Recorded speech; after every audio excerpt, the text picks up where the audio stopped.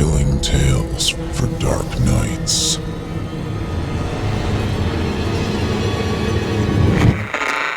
Want to make sure you never miss a Chilling Tales for Dark Nights video again? Be sure to subscribe and hit that bell to turn on notifications.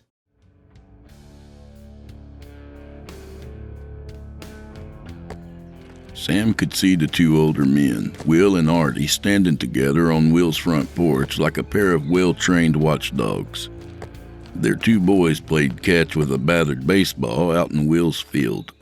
It's a good field, thought Sam. Will really ought to plant something in it. Sam knew Will's reasons for letting the field run to fallow. Still, it was an awfully good field, deep and fertile and far from the public eye. Will's grandfather had won the land in a poker game and had closed the deal in the knife fight that ensued afterwards. The original owner, drunk on too much stump liquor, had pulled a hunting knife from his belt and demanded his deed back. Will's grandfather, or so the story is told, broke the man's arm and took the knife from him and promptly gave the knife back to the man, blade first. Will had told Sam the tale one night while roaring drunk. The evening stood out in Sam's memory not only for the story, but for the fact that Will was drunk enough to tell it. For though Will often drank like a fish, he rarely allowed himself to get good and tanked. Will didn't care much for losing control. Will had gone so far as to show Sam the actual deed. It was still stained with its original owner's blood.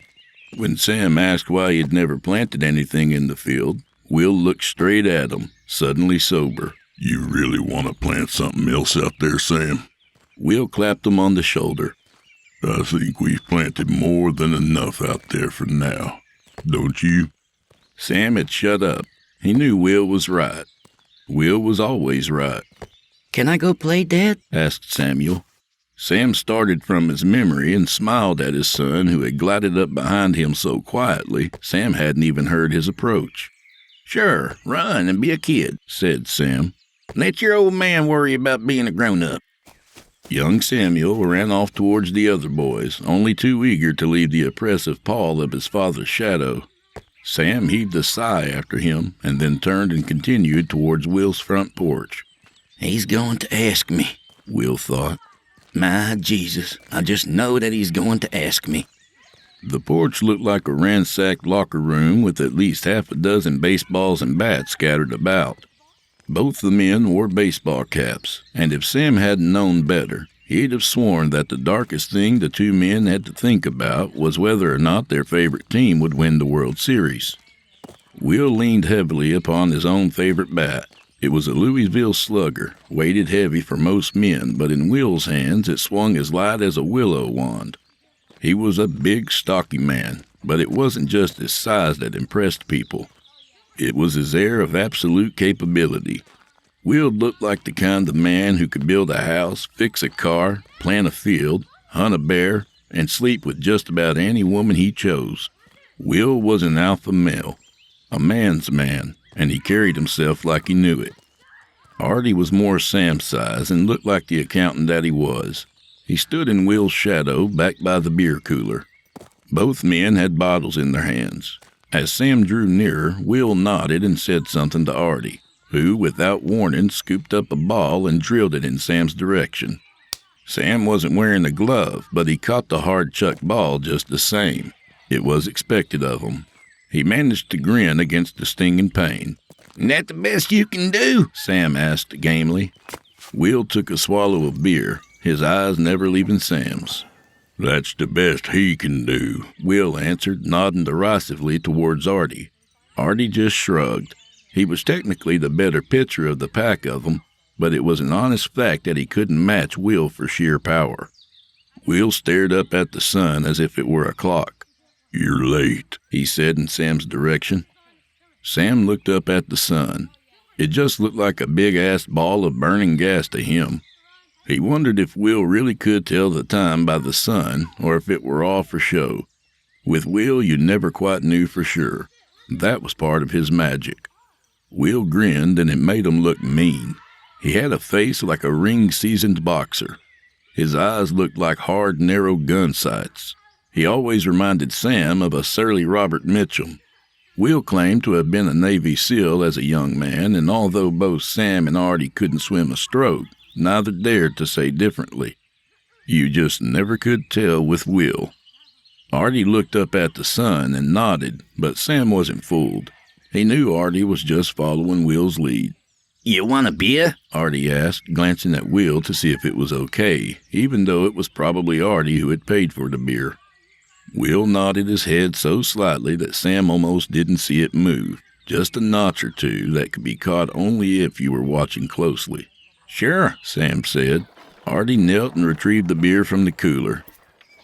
He passed it to Will, who handed it to Sam. Here you go, Will said. Sam reached for the beer, only Will wouldn't let it go. How come you were late? Will asked. She keep you? Sam shrugged. Snooze alarm kept begging to be hit, Sam said. Will snorted derisively. You still using that damn clock radio of hers? He asked. Artie tried to intercede. Sam likes to wake up to his baseball. Don't you, Sam? Artie said. That's a fact, I do, Sam said. A day without horsehide is like a day without sunshine. Will nodded another half notch or so and let Sam have his bottle. Probably slipped through the first inning thanks to that damn snooze button, Will said. You ought to get yourself a good old-fashioned alarm clock like me. I got a big old brass bastard. Goes off like a fire alarm and I'm out of bed at 5 every morning, sharp as steel nails. Will slammed the head of the bat down against the pine floorboards for emphasis. Don't flinch, Sam told himself. It was too late for that. Both he and Artie jumped slightly at the sound of the impact. Sam swallowed slowly. You're right, Will. I ought to get myself a good old-fashioned alarm clock, by God. I've got one I can give you, Artie said with a nervous laugh. The bastard keeps going off 5 sharp every morning. I'd like to slam it with the baseball bat someday. Sam laughed, but Will didn't think it was all that funny. He swiveled his gaze towards Artie and nailed him with a look as hard as a ball-peen hammer. Somebody ought to slam you with a baseball bat, Artie. Will raised the bat and let it drop within his grip, bouncing it 3 or 4 times against the floorboards. Artie choked on a swallow of beer. Sam watched the two men closely. The morning sun had just begun to climb towards noon, and it beat down mercilessly upon Sam's bare head. The other two men wore ball caps, but Sam worried too much about his receding hairline to risk a cap. Will bounced the bat again, and it sounded easier, like he was getting ready to relax. Any of you girls see the game last night? Will asked. Artie grinned, glad to be let off the hook. Cardinals kicked ass, Artie said. The Yankees' ass begged to be kicked, Will corrected. The Yankees' asses have been begging to be kicked ever since they let that damn Puerto Rican faggot take over as team manager. Sam spoke up without thinking. It isn't always the manager's fault, he said, and then suddenly wished he hadn't. Will turned to him coldly. It's always the manager's fault, Will said. He grinned fiercely. A damned fine sacrifice brought 2 men in, Will observed. And then, without looking toward Sam, he asked, Have you finished with Susan yet, Sam? Damn it, thought Sam. Damn it, damn it, damn it. Sam stayed silent. Artie finished his beer and leaned over carefully to place the empty bottle between his feet. Sam could feel the sun burning into his scalp. He tried not to look away. He wanted to dig his toe into the ground, like a small boy who's been found out at some mischief. Not yet, he said finally. Will nodded as if expecting that answer. Have to be soon, Will said, nodding toward the boys playing in the field. Soon, before she makes too much more of an impression on the boy. Sam closed his eyes wearily. She's his mother, damn it. Will remained obstinate. Don't matter. You know it's got to be done, Will said. It's for the boy's own good. Again, another nod towards the distant boys. We've talked about it enough, Will said. You girls sit here while I go teach your boys how to swing a bat. He jogged out toward the field without looking back. Artie bent and picked up his empty beer bottle. For a moment, it looked as if he were about to fling it at Will's back. Then he quietly replaced the beer bottle without saying a word. The two men watched Will in the field, already shouting instructions at their sons. It won't be easy letting go of her, Artie noted. but I'll have to. Sam thought. That's what you're really saying. I've got to because he says so. They stood quietly for a while. Little Artie dreamed of his mother last night, Artie said in a half-embarrassed tone. Sam wasn't listening. He does that sometime, although I don't think he really remembers her. Sam nodded absently. I don't think he remembers his sister at all, Artie went on. He looked down nervously at his shoes, like he'd suddenly noticed something dirty on them, and then he stared out towards the field. Don't tell Will, okay? He asked. Sam nodded, only half listening. About the dream, okay? Sam nodded again. The silence simmered between them. Sam heaved a heavy sigh. Damn it, what about Samuel? Sam snapped. He looked out toward the boys, but he couldn't make out one form from the others in all the running confusion. He's a big boy, Artie said. He can take it. He'll grow out of it. Hell, he'll probably grow because of it. You know what Will says? Take the woman out of the boy, and the boy will become a man. Sam nodded slowly. More silence. They watched Will clouting out pop flies and the boys hooting with joy. What if he grows away from me? Sam suddenly asked. What if he grows towards him? Artie didn't have an answer. The two men stood there in silence, staring out at Will and their sons. I'm not going to do it, Sam said quietly. Artie looked at Sam. You can't back out now, Artie said. You're in too deep. He paused, still in another look at his shoes. We both are, he added. Sam looked out at Will. I'm not afraid of him, Sam said. As if he had heard Sam's quiet declaration, Will turned to look towards the porch. There was something in that slow and dangerous turn of Will's head that reminded Sam of a tank turret. Will started in from the field, advancing on the two men. The three boys were at his heels, begging for a chance at the bat, but he held it high on his shoulder, too high for any of them to reach. As he got closer, Sam bent and picked up a baseball. He threw it at Will as hard as he could. He was aiming for Will's head. It missed. The boys ran off after it, bent on retrieving it. By the time they caught up with the ball, they had already forgotten the men standing on the porch. If Will noticed the throw, he showed no sign. He tipped his hand up in a beer-drinking gesture at Artie. Artie hadn't waited. He was already kneeling by the cooler in the shadow of Will's porch. Will carried the beer towards Sam. Have you made up your mind? He asked. Sam nodded defiantly. I'm not doing it, Will. I've made up my mind. You can't make me do it. Will nodded like he had been expecting it. He tipped the beer up and drained the bottle in one long, measured, methodical chug. Then all at once, he brought the empty beer bottle down like a blackjack against the back of Sam's neck.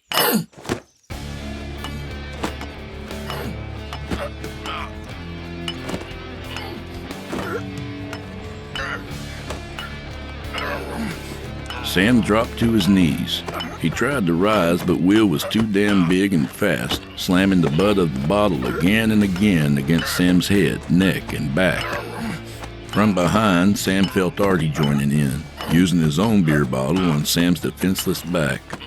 Some inside part of his vision saw his own son running towards the porch, but the other two boys caught the boy in mid-flight. Samuel! Sam shouted fearfully from out of the cloud of his own agony, the blood in his mouth slurring his words. Will stopped the beating just as suddenly as he'd begun it. He turned towards the boys. Little Sam, Will called out. Don't worry about your father. We're just playing a grown-up game is all. Then he turned back to Sam. Tell him you're okay, he growled. Tell him you're okay, or I'll sick the other two boys on him. Sam shook off the pain. Daddy's okay, Samuel, Sam said hastily. Call him Little Sam, Will added. Daddy's okay, Little Sam, Sam reiterated. Little Will, Little Artie, Little Sam, You three go on back to your playing. The two older boys coerced little Sam reluctantly back into the game. Will stepped back from Sam. Stand up, he ordered. Sam stood up, trying to hide his pain in case his son was still watching. Get him a bat, Will ordered Artie. Artie picked up a bat from behind the beer cooler and handed it to Sam. Sam looked at the bat, dangling limply from his hand. He thought about using it on Will. Try it, and your boy will pay, Will said, as if he could read Sam's mind. Sam dutifully shouldered the bat. He stared dully at Will, awaiting his orders. You go and do what I've told you to do. What we agreed you'd do. You go ahead and deal with Susan once and for all. You defy me, and we'll bury your boy out there with all the others. We'll bury you, and we'll bury Susan, but we'll bury the boy first. Sam thought of the 3 quiet wooden crosses huddled together in the far part of the field, next to the backwoods where nobody would find them. The 3 quiet crosses, the 2 wives and Artie's unfortunate daughter. He nodded painfully. He had finally made his choice. Will dug a baseball cap out from his hip pocket. He carefully placed it on Sam's head. There, Will said. You're a man now. Sam didn't hear him. He couldn't hear a thing. He shouldered the baseball bat like a soldier marching off to war and walked slowly back towards his home. The 2 older men stood on the porch watching him leave. He's a good man, Artie said. He'll do what he has to do. Will took a couple of practice swings with his own bat, aiming roughly at head level. He better, he said. After Sam was out of earshot, Will called the 3 boys in. You boys get shovels. We're going to play pirate. The 3 boys stared up at him like a litter of puppies staring up at their chosen sire, and then ran eagerly off to fetch the shovels.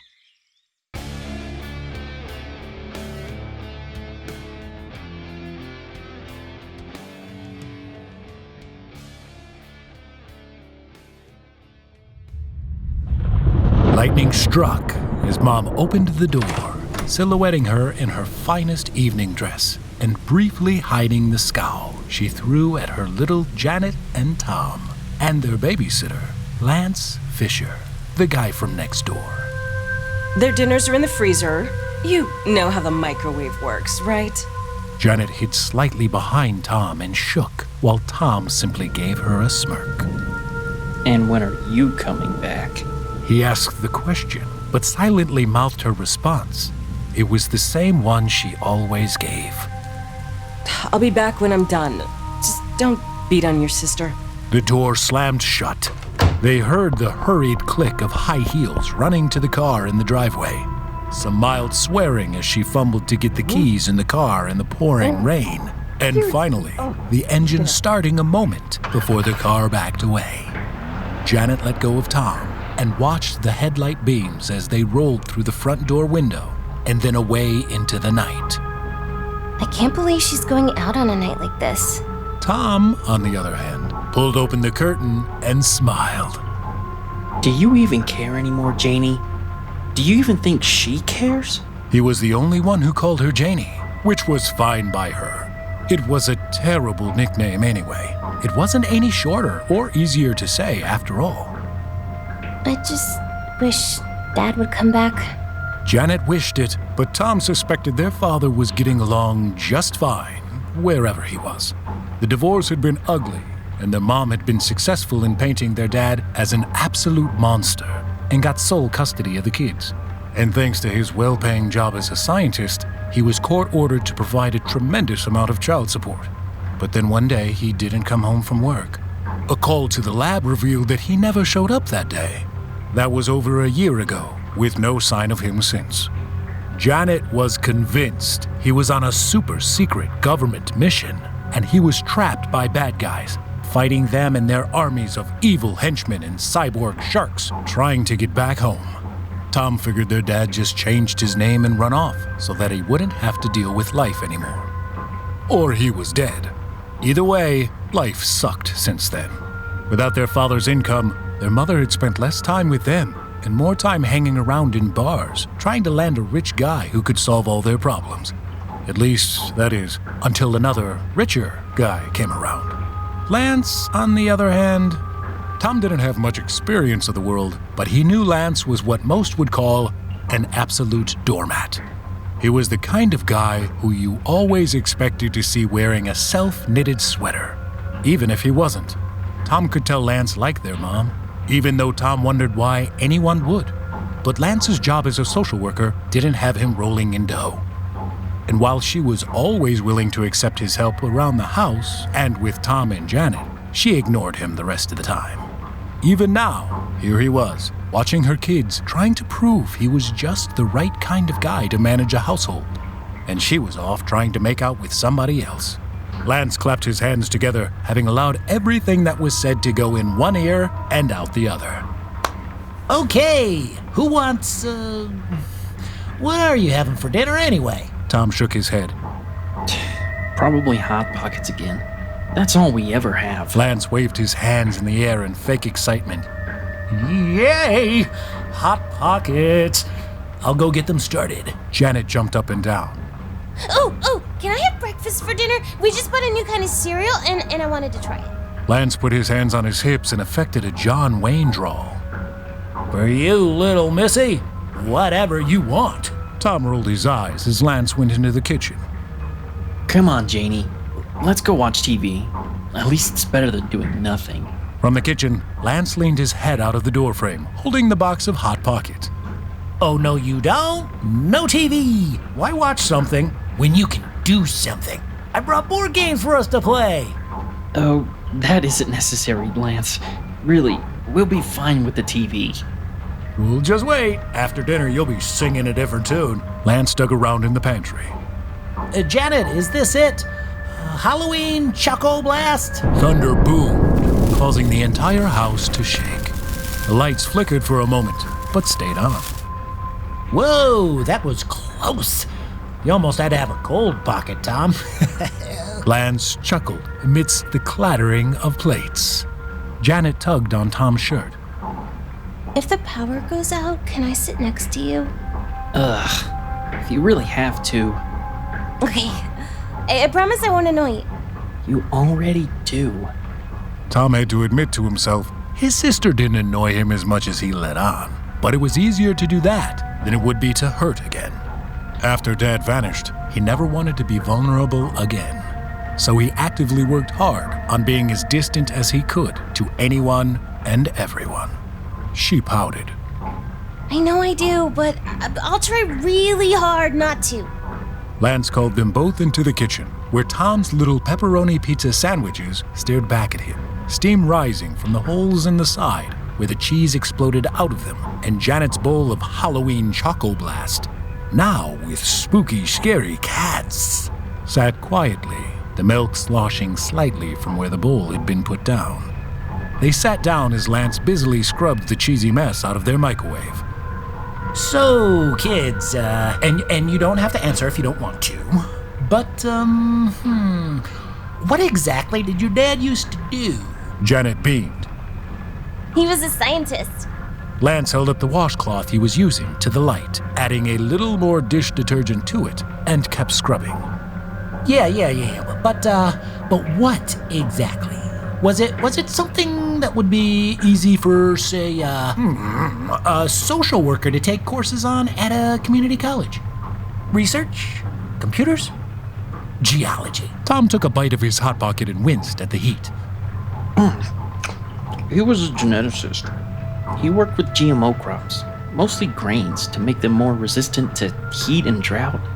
There was some government stuff too, but he never talked about it. So, not community college stuff then. He's a secret agent, too. Janet added.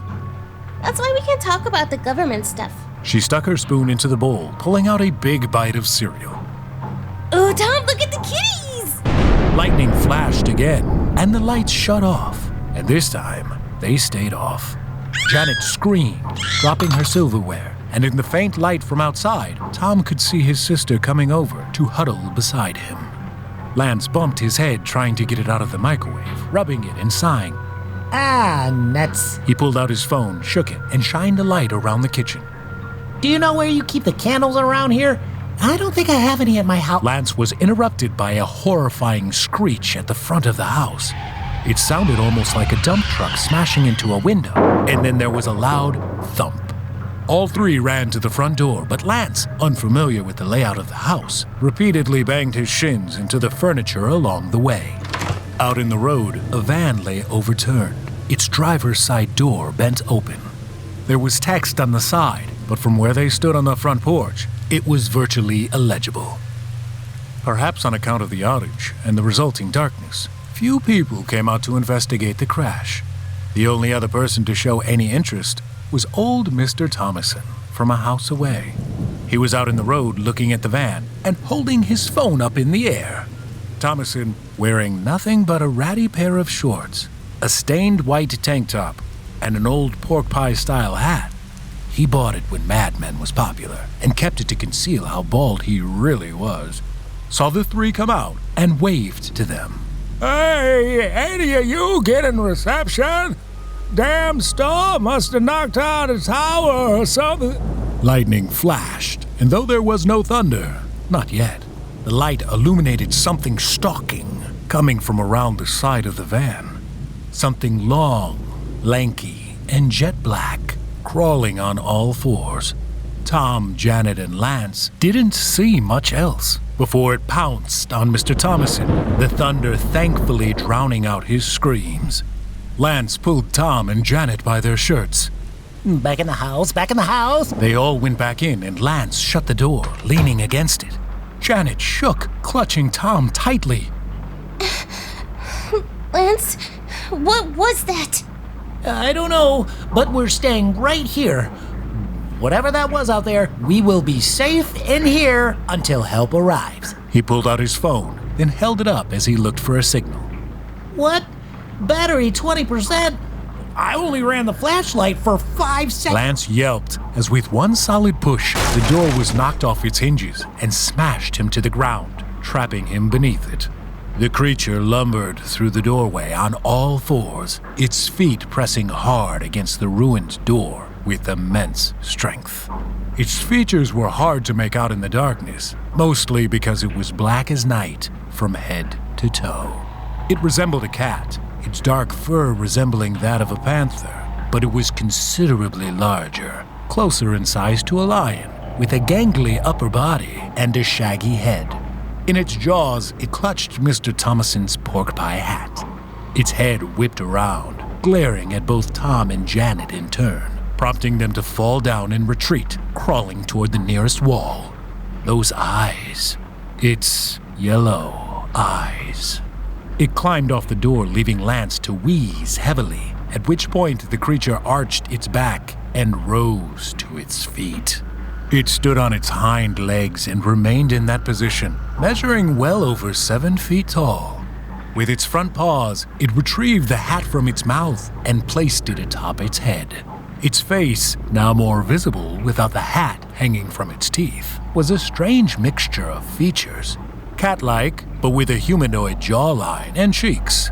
It snorted, sniffing the air, then leaned in close to the children. In a gravelly, growling voice, it spoke. Why do you sit there like that? I know it is wet, and the sun is... It sniffed, twisting its head as if struggling to find the words. It grimaced as if the thought itself hurt, straining to emerge from its mouth. Not sunny. Then it smiled, revealing several rows of needle-sharp teeth. But we can have good fun. Lance crawled out from under the door, coughing and wheezing in search of a weapon. The large cat turned and looked at him, its grin disappearing, and pointed in his direction. Now that is funny. Lance looked at his phone, which had been smashed into bits by the door, and whipped it aside. What the hell are you doing here? Get away from them! The cat snorted and turned back to the children, again, looking like its own thoughts were trying to murder it.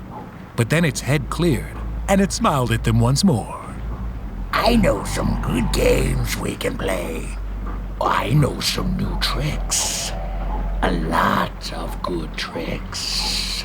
I'll show them to you. A dark look spread across its face. Your mother will not mind at all if I do. Something made of glass smashed next to its head. Lance had thrown a vase at the creature and was looking to grab something else. Get out of here. I don't know what games you're thinking of, but you leave them alone. Faster than anyone could imagine, the cat pounced at Lance, and in a moment, in a show of unexpected strength, lifted him up over its head. We can have lots of good fun if you wish. Lance screamed. Put me down! Put me down! He looked around, but saw nothing but broken glass and wood below him. Wait, don't put me down here! The cat thing smiled again and seemed to get an idea. Still holding Lance, it began to bounce up and down, its grin growing impossibly wide. It jumped over to the staircase and began hopping up it, step by step, until it reached the top, then dangled Lance over the railing, at least 10 feet above the floor. It turned him so that he was forced to look up into its eyes.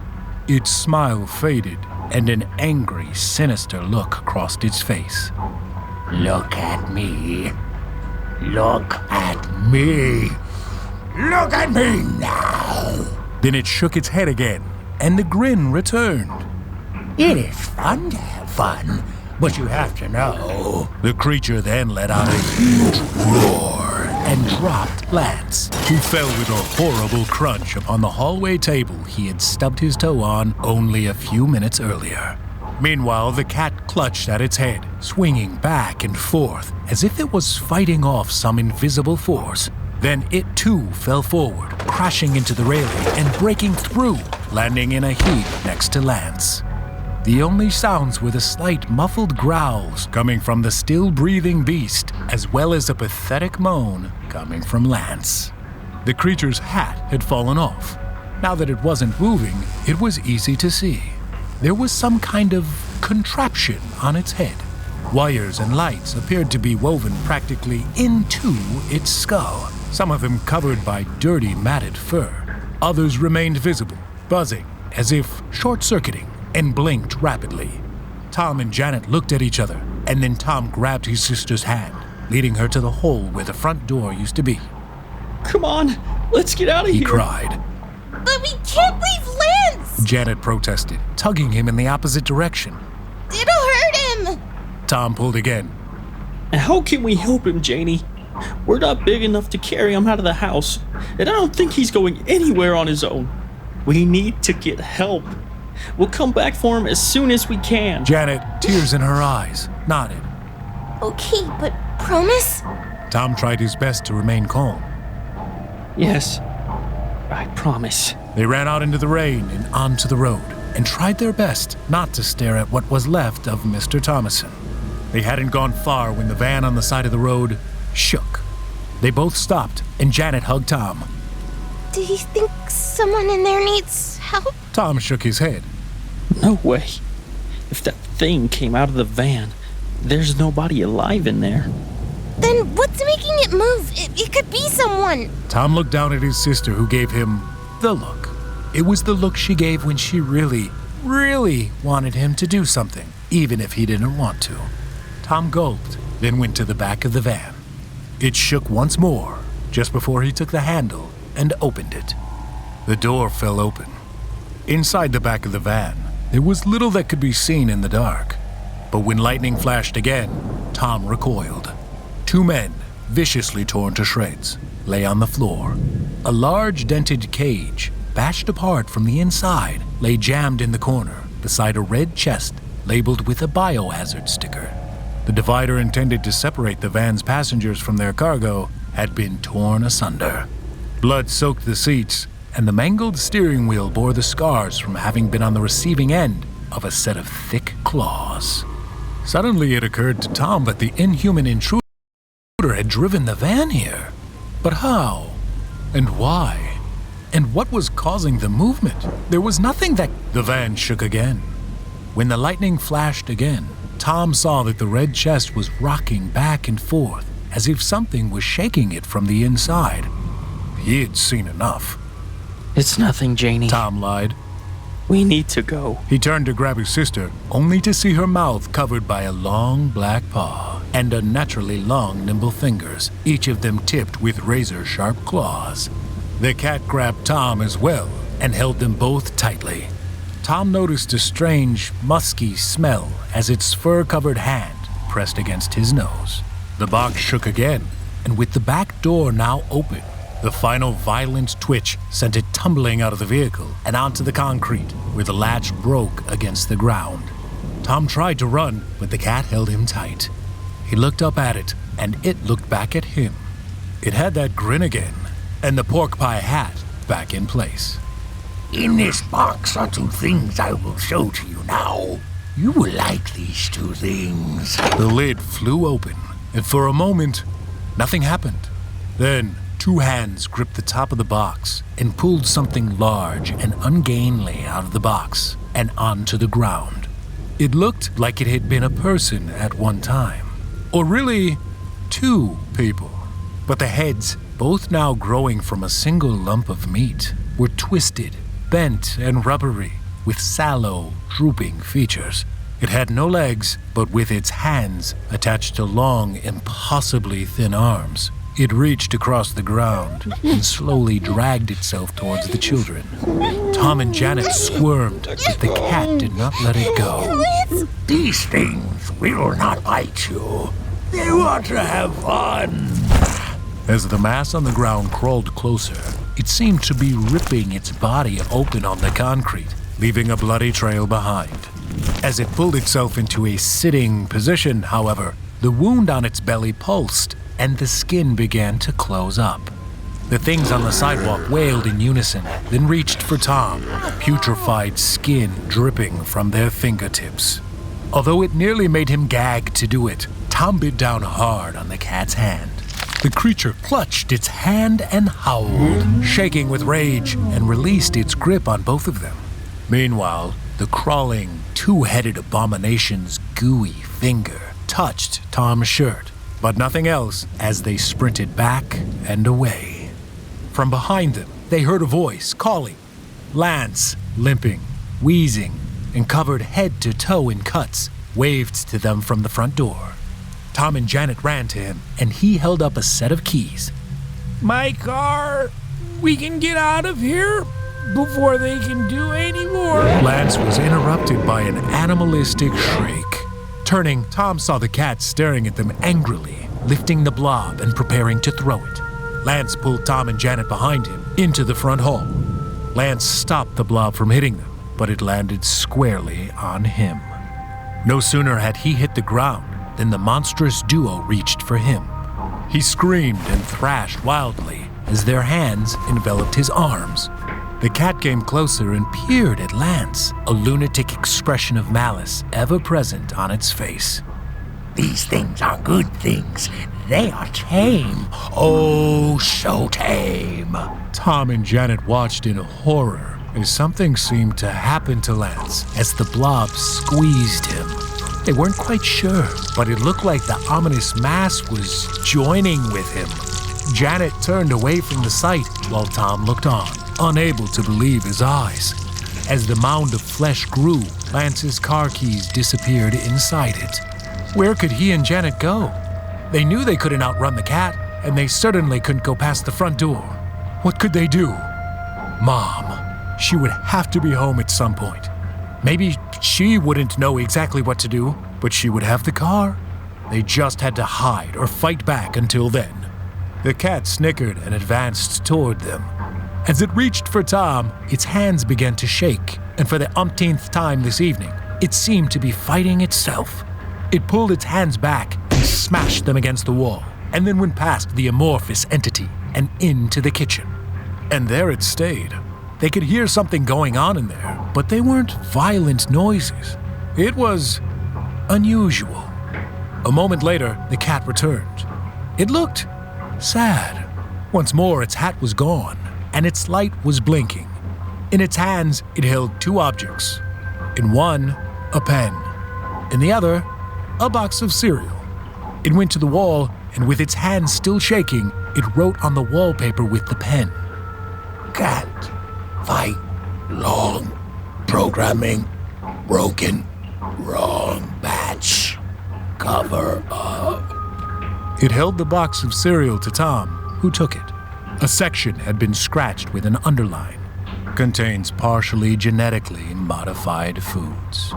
Tom looked up at the cat, still clutching its pen, all of its vitriol seemingly replaced by grief and regret. As he watched it, it raised its shaky hands one final time and messily scrawled,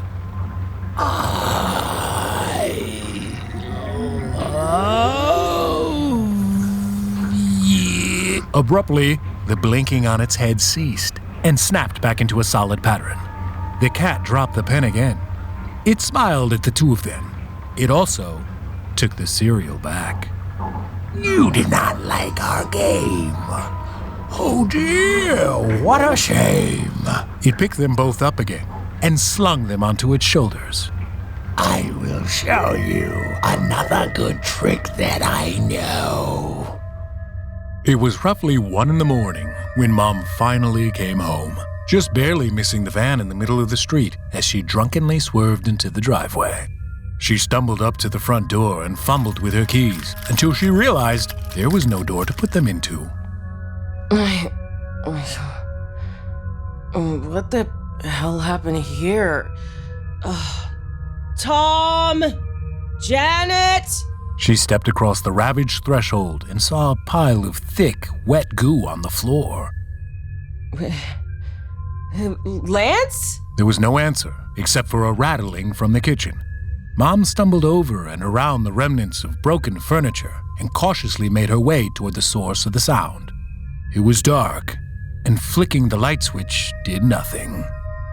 Lance? She shouted. Somebody who lives in this house! Lance! Lance! I don't know what you and the kids are up to, but this isn't funny. You should have called. I didn't get that drunk. She sneered at the cold Hot Pocket left out on the table and picked up the empty box of Halloween Choco Blast, shaking what little dust remained out of it. Nutritious. God damn it, this is my house! Somebody answer me! I demand an explanation! Then, a large shape pushed open the pantry door. Mom recoiled as the lanky 7-foot-tall figure stalked towards her, grinning maniacally. She tried to run, but in the hall behind her, a monstrous, gelatinous form approached. Two of its sagging, misshapen heads wailed as they drew closer. Its third head, smiling brightly, waved a fairly normal hand at her. Hey there. Lance flashed white teeth at her. Guess I don't need to impress you anymore. I found someone new. 2 new people, actually. She turned and saw something at the edge of the table. 2 pairs of black, fur-covered hands and 4 small yellow eyes staring back at her. The monstrous feline adjusted his hat. Mom grabbed her hair and screamed, Oh my god. What the hell is going on here? The 4 little eyes looked at each other and then flashed devilish grins. Well, what would you do if your mother asked you?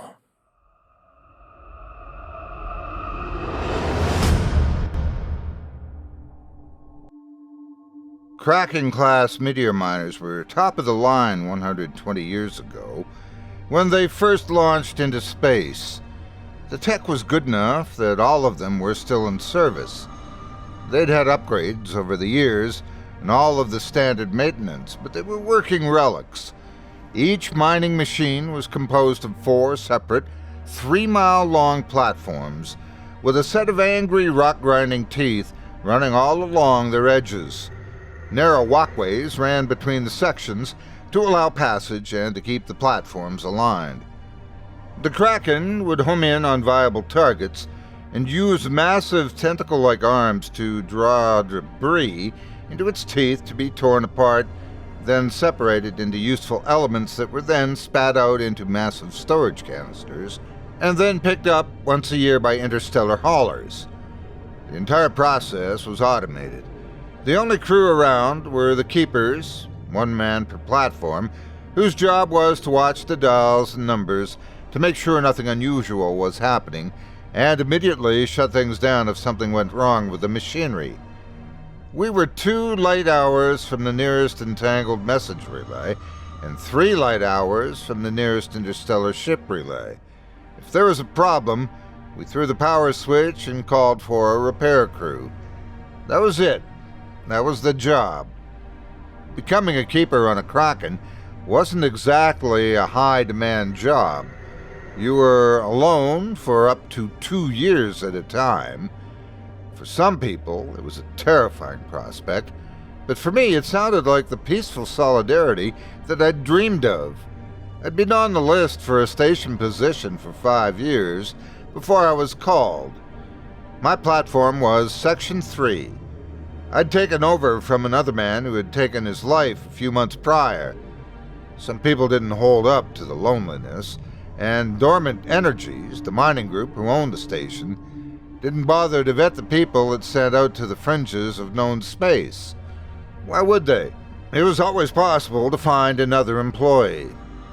I hadn't asked for details on the last keeper, but as I crawled into bed for my first down cycle, I did find myself questioning if I was lying in the same place the other man had finished himself. It was an unsettling thought. I closed my eyes and tried to sleep. The mining ship was loud. The grinding teeth of the Kraken were separated from me by powerful sound dampening systems, but there were still other noises. There were creaks and groans, and the sound of the heating ducts flexing sent clatters up and down the corridors all night long. The timing was random enough that I had difficulty ignoring it. When morning came around, I was still dead tired, but I got up and did my first day of rounds. I walked the full length of my station, checking various readings that I could have also checked from the control panel in my room if I'd been so inclined. It felt good to be up and moving, and the long, nearly straight corridors were great for running. They were narrow, with pipes lining both walls, and only about a foot of headspace, but I knew I wouldn't have to slow down for anyone else. I made it down to the end of the hall, into the final door, into the hopper overlook, the only working one, and paused in my run. The door was open, which was strange, since when I'd been shown around the day before, I'd been certain that everything had been locked down as we left. Of course, I hadn't sealed it myself. Perhaps I should have. The hopper overlook was especially important to log because it was one of the few places where there was a chance of suffering a breach should something dangerous get through the teeth of the crusher and gouge into the windows within the hoppers. They were, of course, almost impossible to penetrate, but almost wasn't a thing to play with in deep space. I stepped through the door and looked down the viewing deck, which ran 3 miles back the other way. The window in front of me looked out over a metal bin that was large enough to swallow several complete buildings. It was about half full of what seemed like plain rock to me. The ceiling of the overlook was much taller than the hall, and the walkway was wider as well. It would have made an even better place to run, but watching the ground-up rock debris being dragged into the bins was somewhat unsettling. The perspective was vertigo-inducing. I shrugged and popped back into the hallway, grabbing the door handle and drawing it closed. I turned the circular crank, the grating of the metal locking mechanism, sounding like 2 large rusty objects rolling over one another. It was a process that required a fair effort. After it was closed, I tested the locking wheel, and it wasn't budging without someone putting some sweat into the process. There was no mechanical assist on the door, and it was meant to withstand explosive decompression. I turned around and started back along the main walkway. I was nearly 100 yards from the cramped hall when I heard the unmistakable sound of the door behind me opening. The grating of metal on metal was accompanied by a dull metallic thud that traveled down the hall in a wave. I could feel it in my bones as it passed me by. A frozen place waiting. If the door had opened, then someone had opened it. If someone had opened it, then they had to be just past that portal, out of sight in the dark. If you think this is funny, it's not. I get it, I'm new, and you've got to find something to do. But I had a rough night of sleep, and I'm in no mood for any of this. Let's cut the crap, all right? Come on out, and I'll pour us both a few shots of vodka, and we can discuss why we were stupid enough to take a job like this. I didn't want to get off on the wrong foot with anyone, but I didn't have the patience for games. I really just wanted to be left alone, even if that meant getting through whatever hazing bullcrap this was. Some 30 seconds passed, and no one came out to fess up. I sighed and started back down the corridor. There were 3 doors into the overlook, but only this one was unlocked and functional. If they wanted to play around, then I'd play back. I stormed my way down to the door and peered back into the overlook.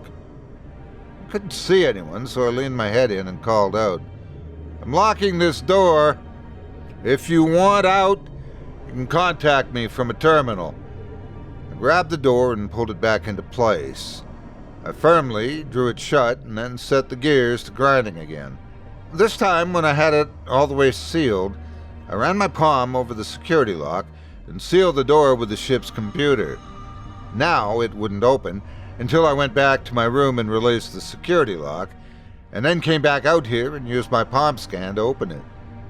It was an old-school way of keeping people from making any hasty decisions in the event of some kind of breach, back when there were 4-man crews per section. Only an admin could open the door directly, and they'd stopped making admin accounts some time ago. The other 2 doors were broken. They wouldn't free up in the system. I was told this would be fixed eventually. This door they'd recommended that I leave unlocked, because there was nothing worse than walking 1.5 miles and realizing you forgot to release the security lock. Well, I wasn't going to play some stupid game. If whoever they were wanted out, they'd have to call me and ask for it. I waited a few minutes, and then I turned my back on the door and started to run back to my room.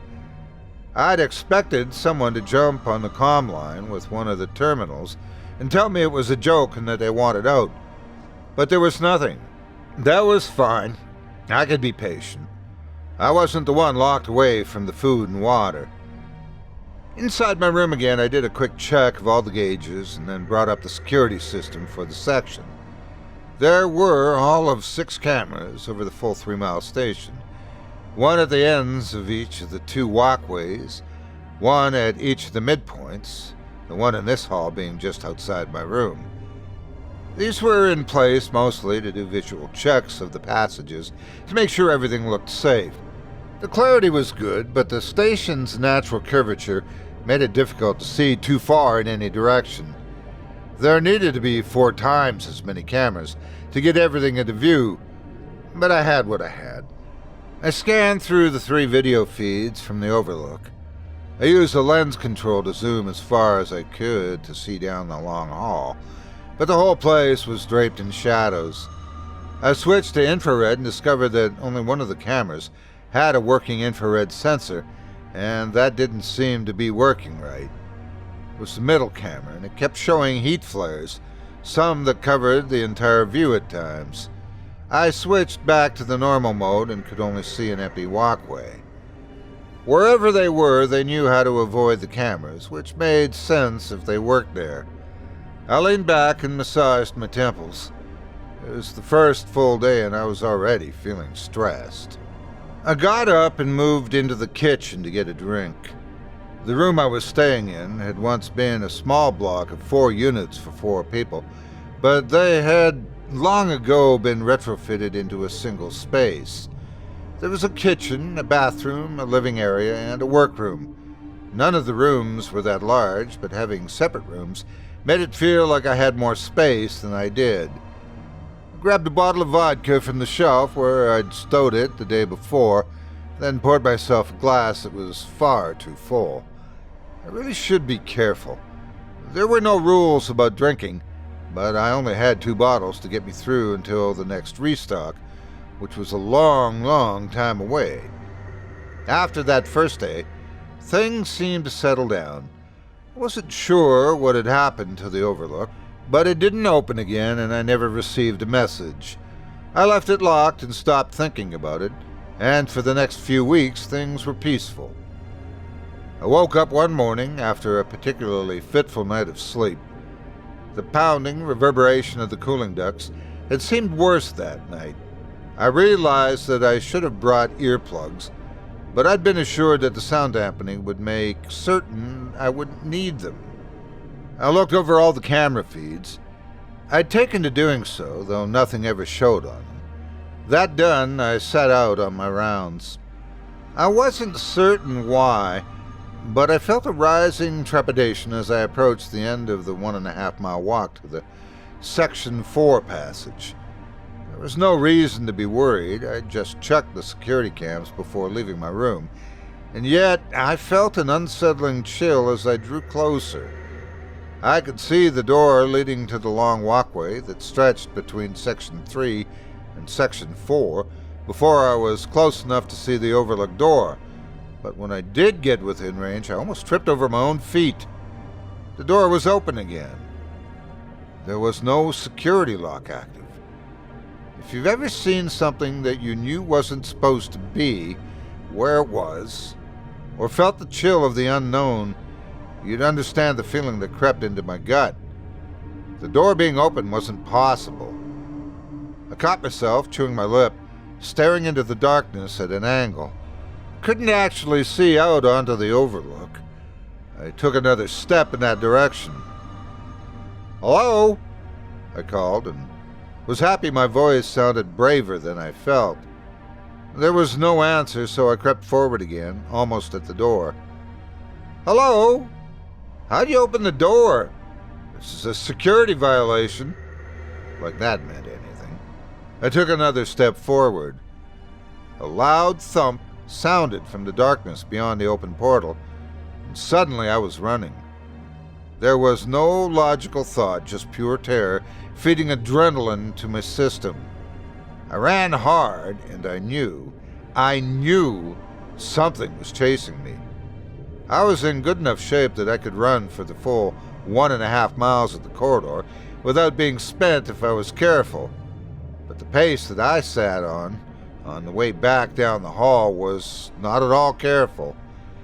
I must have covered at least a few hundred yards before I risked looking back over my shoulder at what I was certain was following after me. The hall was empty, of course. There was no one behind me, no sound of pursuit, and I was all by myself, breathing hard and trying to get a hold of the panic threatening to shake me apart. The panic gave way to a moment of euphoria triggered by relief. That euphoric moment turned into me feeling stupid for jumping at the sound of what might have been a damn duck banging or someone playing a joke on me, and then that turned into anger. I got increasingly angry as I continued back to my room. I knew I should go back and shut that door, but I wasn't giving anyone else a chance to mess with me. I'd had enough. If they wouldn't talk to me, I sure as hell wasn't going to talk to them.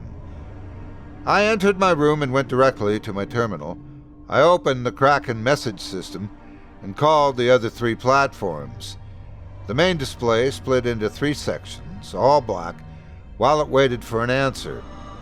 Within 15 seconds, 2 of the windows popped up a message saying that the link through was denied. After another 40 seconds, the 3rd one connected, but there was no picture on the other line. It was only an audio connection. Hello? I half expected for this third line to be nothing but silence. What do you want, Section 3? A gruff voice startled me. It took me a moment to collect myself, so as not to berate the one man who had actually answered. It was Section 4. Do you know who's opening the overlook deck on my section and playing with the locks? I decided not to accuse the man of anything, though it was conspicuous that he answered without a screen, and that he was also the platform closest to that side of my own platform. The man on the other end sighed. No one's playing with your locks. They're coded so that only the person running the section can use them. Even if someone wanted to mess with you, they couldn't open the door to get onto your platform unless there was a failure on the connecting walkway. I know how the security is supposed to work, but clearly someone's been doing something they shouldn't be, because I locked the overlook door and it was open when I got up today. That doesn't happen on its own. My frayed patience came through a bit in my voice. While I was on a rant, I decided to go all out. Why'd the other two hang up on my call, and why don't you have video? There was silence for a bit, and the only way I knew the call was still connected was that the monitor registered the line was still open. Listen, this happens every time we get a new person in Section 3, though it usually takes longer. The other guys think the platform's cursed, that talking to you is a waste of time. I just about agree with them, but I guess I'm a glutton for punishment. His phrasing gave me chills, and a cold sweat began to form on my brow. What do you mean, every time? Did they tell you what happened to the last guy? Suicide, right? The man on the other platform said. I nodded, realized I wasn't sure if he could see me, and then said, yeah, so? This place can be kind of bleak, I get it. In the last 2 years, that's the 4th suicide in Section 3. His words entered my ears, but it took my brain a moment to put them all in order. There have been 4 suicides in this section in 2 years? I repeated that information as though speaking aloud would make it register in a way that made sense. How does that happen? How am I supposed to know? Maybe it's just a string of bad luck, but what I do know is that each time before it happens, the guy in Section 3 starts calling and complaining about locked doors opening and footsteps in the halls. What I can tell you is that the first guy, he was here for 20 years before he died. They asked us to go check on him when he didn't make a report, and there wasn't much left of him. His voice went quiet. We don't know what's wrong with Section 3, but there isn't a thing we can do about it. We file our reports and the corporation sends in a cleanup team and says everything's fine, then a few months later, they bring in someone new. I was indignant. You're kidding me. This is some kind of sick joke. You creeps are messed up. Footsteps in the halls. I thought it was the vents, but suddenly it seemed so clear to me. The vents, if they made noise, would do so all the time, not just when I was trying to sleep. It was space.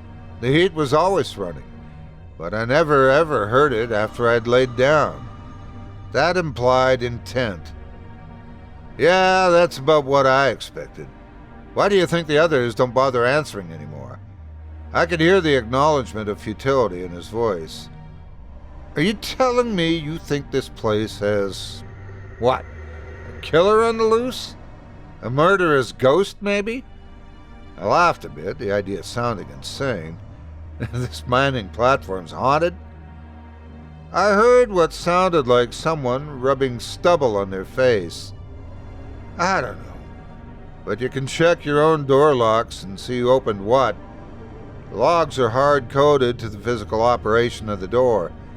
Every time one's unlocked and opened, someone's tracking key has to be attached. My personal recommendation, though? Get out of Section 3. Request a transport pickup and get out of here as soon as you can. Never look back. Good luck. The call cut out on the channel. I punched up all the other sections and tried again. This time, every single section came back as blocked. I sat back in my chair and tried to shake off the cold fear settling into my bones. It had to be some kind of elaborate joke. I got up and ran over to the door to my room and I locked it. I suddenly felt like I had to, and then I went back to the computer and brought up the door logs. There was a huge list of my movements, each having scanned my subdermal tracking chip. But while I was looking over the list, I found some anomalies. Keith Childs, listed as a Section 3 administrator, had accessed the Overlook deck. Got you, you son of a bitch, I muttered under my breath. I brought up the station staff list. It was short. Ellen Yipler, Billy Weir, Isa Clerk. The last name on the list was mine, Connor Shepard.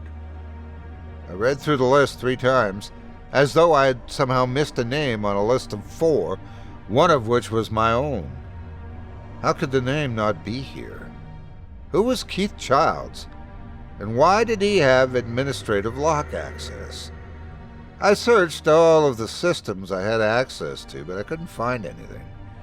In frustration, I brought up the call center again and tried to place calls to the other sections. Of course, they came back as blocked right away. I got up and paced my room for a moment, thinking, trying to figure out what I needed to do next. Someone else was in my section, and they could get through any door lock. Crap! I went back to the computer logs and looked through them again. And this time I set a search for Keith Childs. Every hair stood up on my arms. He'd been here. He'd been in my room while I was asleep. He'd accessed my door. I got up and went for my door, unlocking it and passing out into the hall, barely taking the time to slap the lock closed as I moved.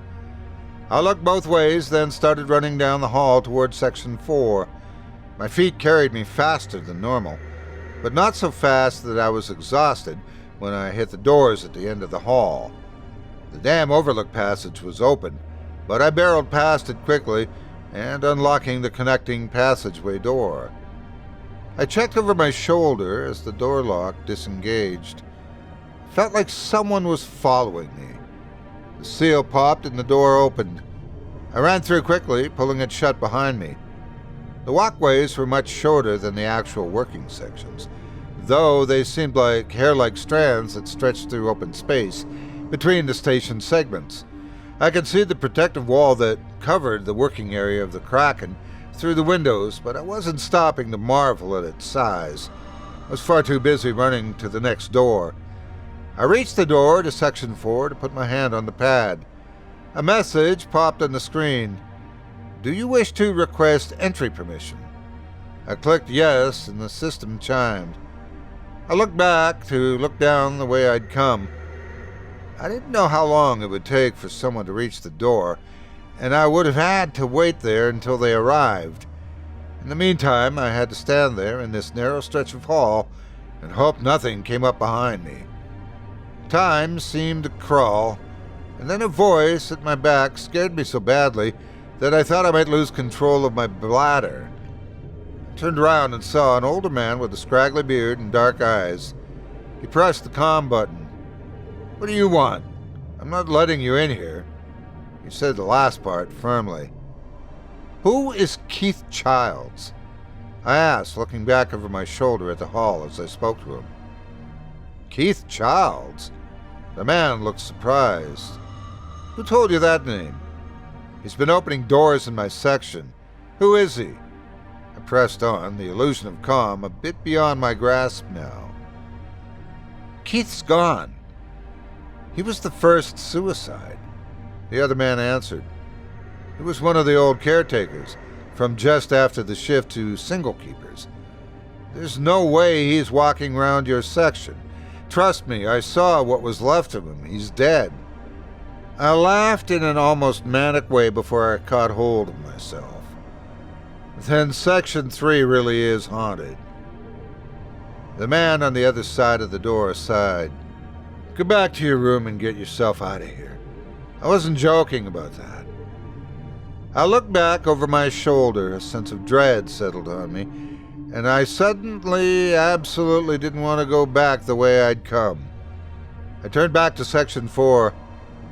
Can I come in there and make the call? I don't want to go back. No, he answered quickly.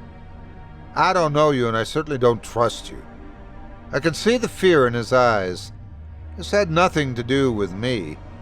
He was afraid of letting whatever was in here with me out into his platform section. I thought about arguing, begging, screaming, and pounding on the door separating us, but I knew it would be futile. I could already see the other man withdrawing, stepping back slowly from the window. I'm going to die in here, and it's not going to be suicide, I told him. But then he turned and walked away. With no other choices left to me, I began the walk back to my quarters. The hallway had long lines of sight, and if anything came for me, I had no doubt that I would see it before it reached me. What comfort was that, however, when there's nowhere to go. There were 2 walkways and a few rooms that made up my quarters. There was no place for me to hide, and no locks that I could put in place to stop whoever or whatever was in there with me. I reached the door back into the platform and checked through the window before unlocking it and entering my own section again. The hatch to the overlook still hung open like a dark window into some unknowable horror. Some part of me wanted to enter that dark place and examine the entire walkway. This was the same part of me that needed to know the answer to every mystery I encountered. But this time it was easy enough to hold and check. Fear was a much stronger motivator. I fled the darkness and made my way back to my room. Nothing stopped me. When I reached the room, the door was locked, as it had been on my departure. I hit the button and nearly jumped inside before turning and locking the door in my wake. I ran from room to room, checking each to make sure they were empty. They were. Finally, convinced I was momentarily safe, I brought up the terminal and began looking at all of the information I could gather from the station documents. Records of the past station keepers were gone. I couldn't access any of their logs or personal information, but what I could access were the reported station checkups. I rolled them back until I reached near the end of Keith's time frame, using the long gaps in records to figure out when the section was unmanned. The strange reports began 3 months prior to Keith's death. Incident report: possible hull breach, possible decompression of Overlook Section 2. Inspection result: loose panel repaired, sensor replaced. 2 weeks later, incident report: air impurity at 300 on the Overlook deck. Inspection result: air filters replaced. 1 month after that, incident report: Overlook Hatch 1 impact, seal damaged. Inspection result: door locked with administrative permission. The next day, incident report: Overlook Hatch 2 impact, seal breached. Inspection result: door locked with administrative permission. I closed the incident reports and opened up the exterior communication channel. It was time to get out of this place. I didn't know what was happening, and I didn't need to. I couldn't believe that company investigations hadn't turned up anything. The communications back to the entangled relay were all form letters. I sent the one marked as request for removal from station. I'd tell them what was happening after I was safe. Then I just had to wait. It might take a day or it might take a week. I had no way of knowing. All right, I just had to wait this out now. I could stay in my room until the ship arrived, and then I just had to make my way to the airlock, which was across the hall from where I was. I grabbed my bottle of vodka and sat down in the kitchen, pouring myself a glass to calm my nerves. I'd been here for 2 weeks. Things had been strange, but I'd be out of here soon enough. I took a long sip of my glass and let the liquid burn its way down my throat.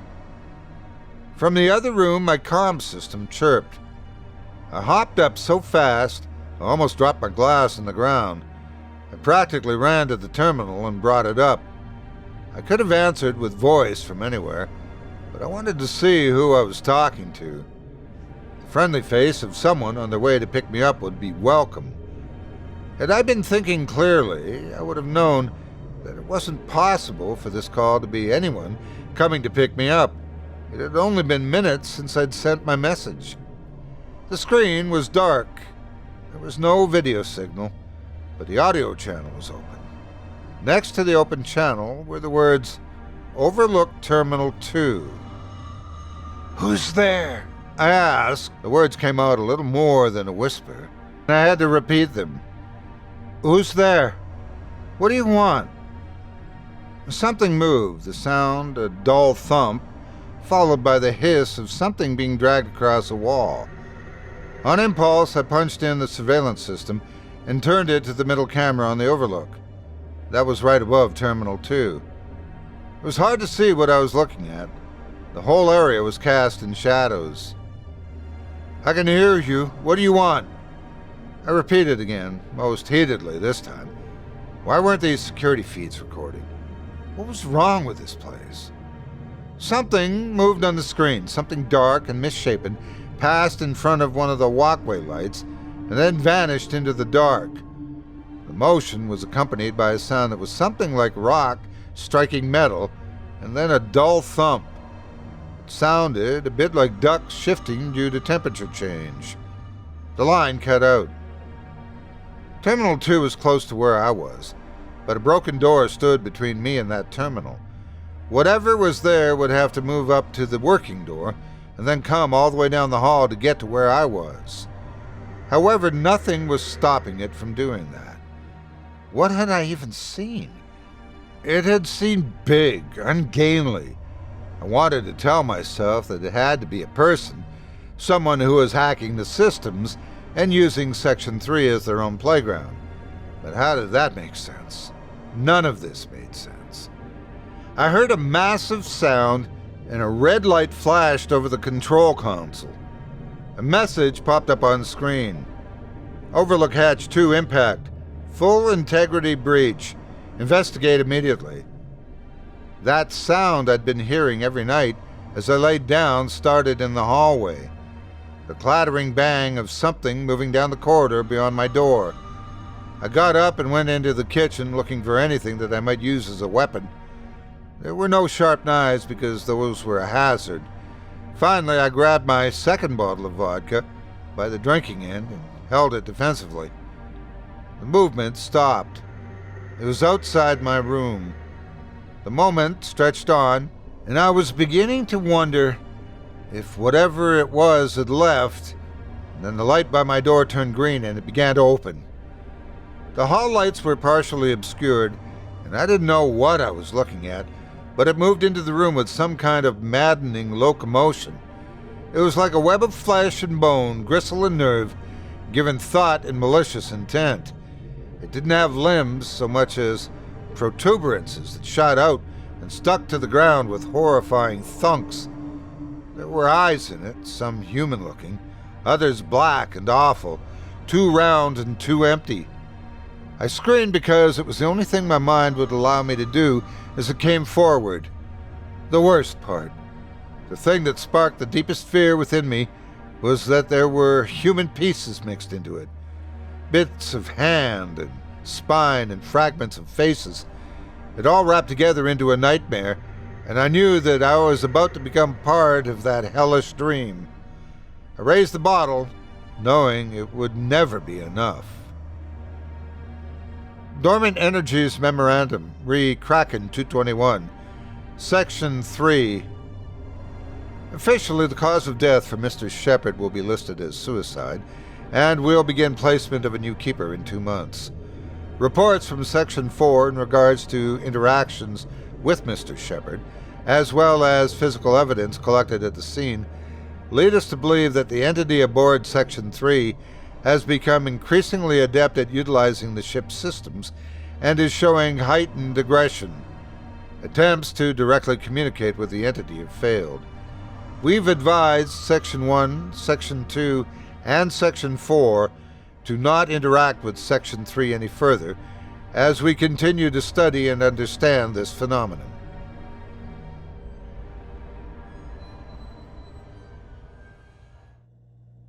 Dave pulled up in front of his friend Ryan's trailer.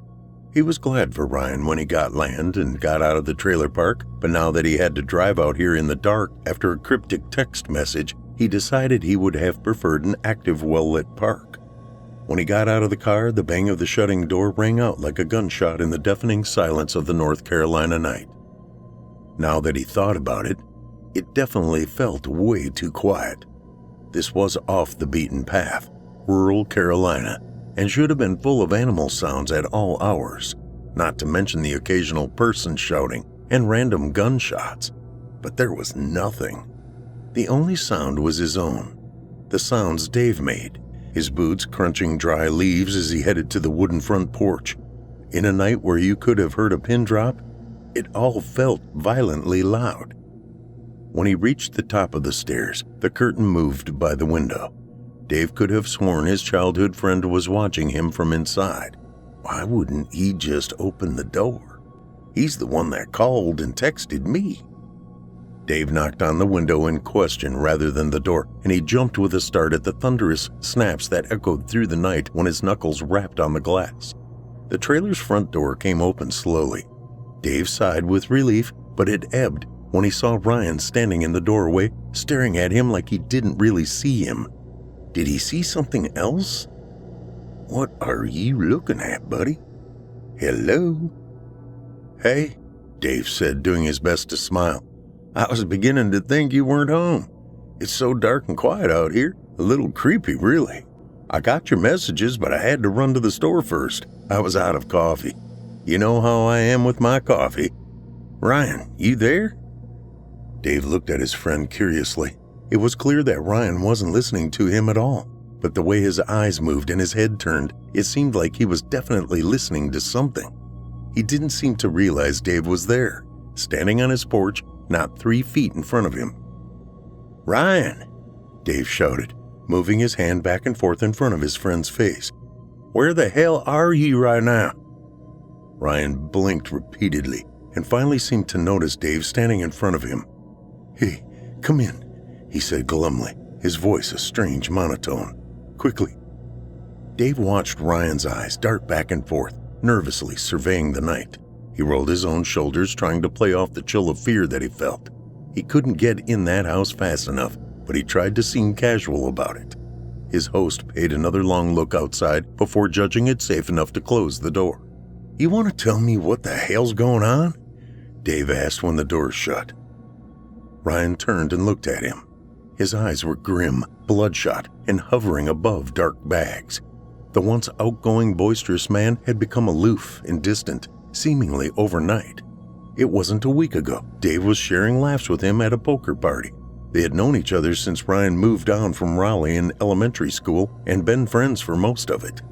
Through all those years, Ryan had never been the quiet one. Not ever. You want something to drink? Ryan asked, heading through the kitchen to a cabinet above the sink. With a sigh, Dave said, Sure, I'll have whatever you're having. I haven't seen you in days, Ryan. What's up, man? Talk to me. Your messages were a little cryptic, bro. Ryan pulled a bottle of whiskey out of the cupboard. He retrieved 2 glasses from the next cabinet over and poured the drinks without responding. Dave watched his friend's trembling hands working to keep the brown liquor from dousing the countertop. He sighed with frustration and took a seat at the nearby table. He'll fill me in. Just give him time to collect himself. Something is obviously really wrong. Ryan moved in a slow, lethargic fashion as he put the alcohol back where he got it from. Lifting the glasses from the counter, he walked to the table. Dave's patience was waning. His friend's gaze was still somewhere else. Was he remembering something? He still looked like he was listening to something, but there was no sound. Dave had never known quiet like this, even inside the trailer. There was no music, no television. Each sound Ryan made stood out awkwardly. Dave watched the liquor move in the glasses Ryan carried and occasionally splash over the side. His friend didn't even seem to notice. There was a time when Ryan would have referred to such a thing as alcohol abuse had he seen someone else carrying drinks so carelessly. What's happened to him? Did someone die or something? Taking a seat across from Dave, Ryan placed the drinks on the tabletop. Dave reached over and took the one poured for him. The way this night was going, he wished that Ryan had just brought the bottle. "Tell me what's going on, man. I'm here for you. You know that. You're my boy. What's got you fucked up?" Ryan nodded. His tongue emerged to lick at cracked sandpaper lips. He grabbed his drink and tossed back a gulp big enough to make Dave cringe. "It's out there," he said in that same monotone as he placed the glass back on the table. His hands were so shaky, unsteady. How much had he been drinking? Dave had a small sip of his own drink and took a deep breath, reveling in the warmth that flooded his chest. "What is it, man? Where? I don't understand." Ryan stared into Dave's eyes with a sudden intensity. The seriousness of his gaze made Dave squirm a bit. He quickly took another sip of his drink. "I wish I knew what it was," Ryan said. "What it wanted. I wish I could explain it better. I can't. I'm not sure I follow, man. Is it some kind of animal? I think you definitely moved into bear country." Ryan shook his head. No, nothing like that. I wish it was a bear. I know how to handle bears. I don't know. It's just, you know how you can feel when someone is staring at you? How it makes your skin crawl? How even when you can't see who's staring, the feeling itself attaches to you like something physical, like an itch? How it's a feeling that is almost tangible, that you can't shake, and it starts to drive you crazy? Dave looked over his shoulder after Ryan's description of the sensation. Yeah, sure, of course. Everyone knows that feeling, Ryan. What are you getting at? You saying someone is stalking you? Ryan's fingertips toyed with his stubble. I feel it all the time. It doesn't matter where I am. If I'm outside or by a window, it's there. I can feel it watching me. I can feel its hunger. I can hear it creeping along, crunching leaves, breathing, panting, whispering my name, singing even. It's outside my house somewhere, everywhere. I don't know. Ryan's hand went tightly over his mouth then, and he choked back a sob. Tears rose up to wet his bloodshot eyes. Dave rubbed his forehead and bit his lip. Finally, he said, Have you been feeling okay, Ryan? You didn't take something, did you? If you did, you need to be honest with me so I know how to help you, man. I'm not going to judge you. I just want you to be okay. No! Ryan slammed his palm down on the table. The boom made Dave jump and spill his drink on his shirt. Shit, what the hell, Ryan? Ryan took several quick breaths, his shoulders raising and lowering. He lowered his head then and put his hands over his face. When he spoke, it was quiet and reserved again. You think I'm nuts? I'm not nuts, Dave. You think I'm on drugs? I literally wish I was on drugs. I can say that to you. That's why I didn't call anyone else. I called you. I called you because I can trust you. Now I need you to trust me. If you listen, really listen, you can hear it out there. Just listen. Please, hear it for yourself. Dave downed what was left of his drink. I do trust you, he said as he got up to retrieve the whiskey bottle. He cringed at the squeal of the chair legs on the linoleum tiles. I always have. Look, you just texted and called and said you needed me, and I came, right? He grabbed the bottle from the cabinet, carried it back to the table, and quickly refilled both glasses. What do you hear, Ryan? What does it sound like? Listen. You will hear it yourself. Just listen. After a few seconds of silence, Dave sighed. He shrugged his shoulders and sipped his drink. All right, man. What am I supposed to be hearing? I don't hear anything, Ryan. I want to support you, bud, but I don't even hear the normal sounds. It's creepily quiet out here tonight. Ryan slammed his hand down hard on the kitchen table, making alcohol splash from the freshly filled glass before him. You're not really listening, he snapped. Dave's heart jumped at his friend's outburst. Damn it! Stop doing that, okay? Shit, fine. I'll listen, okay? Tell me what to do. You gotta be completely silent. Don't even breathe. Hold your breath. Don't move. Just listen. Listen hard, like you're looking for someone that's hiding from you. You know what I mean, right? Like when you're playing hide and seek and you know they're there somewhere, but they're trying to be quiet because they don't want to be found, so you listen really intently to catch the slightest thing, like they're breathing or moving or something. Yeah, I got it. Dave took a deep breath and another sip of whiskey. He swallowed a lump in his throat. Okay, let's listen. He did as Ryan said and held his breath, straining to hear any sound that might still be there in the thick silence. His heart quickened its pace and his held breath escaped him when he actually heard it. Dave stared across the table at Ryan, who met his gaze and nodded. See? You heard it, didn't you? Ryan said. It's real. And it's out there. It's so subtle, Dave said, shaking off the chill of the phantom fingers that traced the contours of his spine. It sounds like someone breathing, like papers being shuffled, boots crushing leaves, knuckles cracking, nails scraping glass. I don't know. It's fucking weird. How long has this been going on? 3 days. Dave stood up. He didn't care about the volume of his chair scrape anymore. That's ridiculous, man. Come on. We're going out there. If someone is out there, we'll find them together. No more games. Sit down, Ryan told him.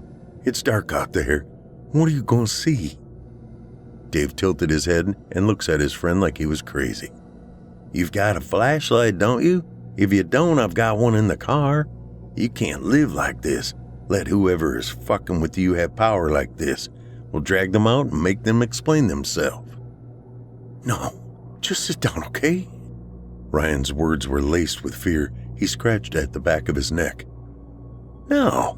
Dave turned his back and headed towards the door. You can't go on like this, he said.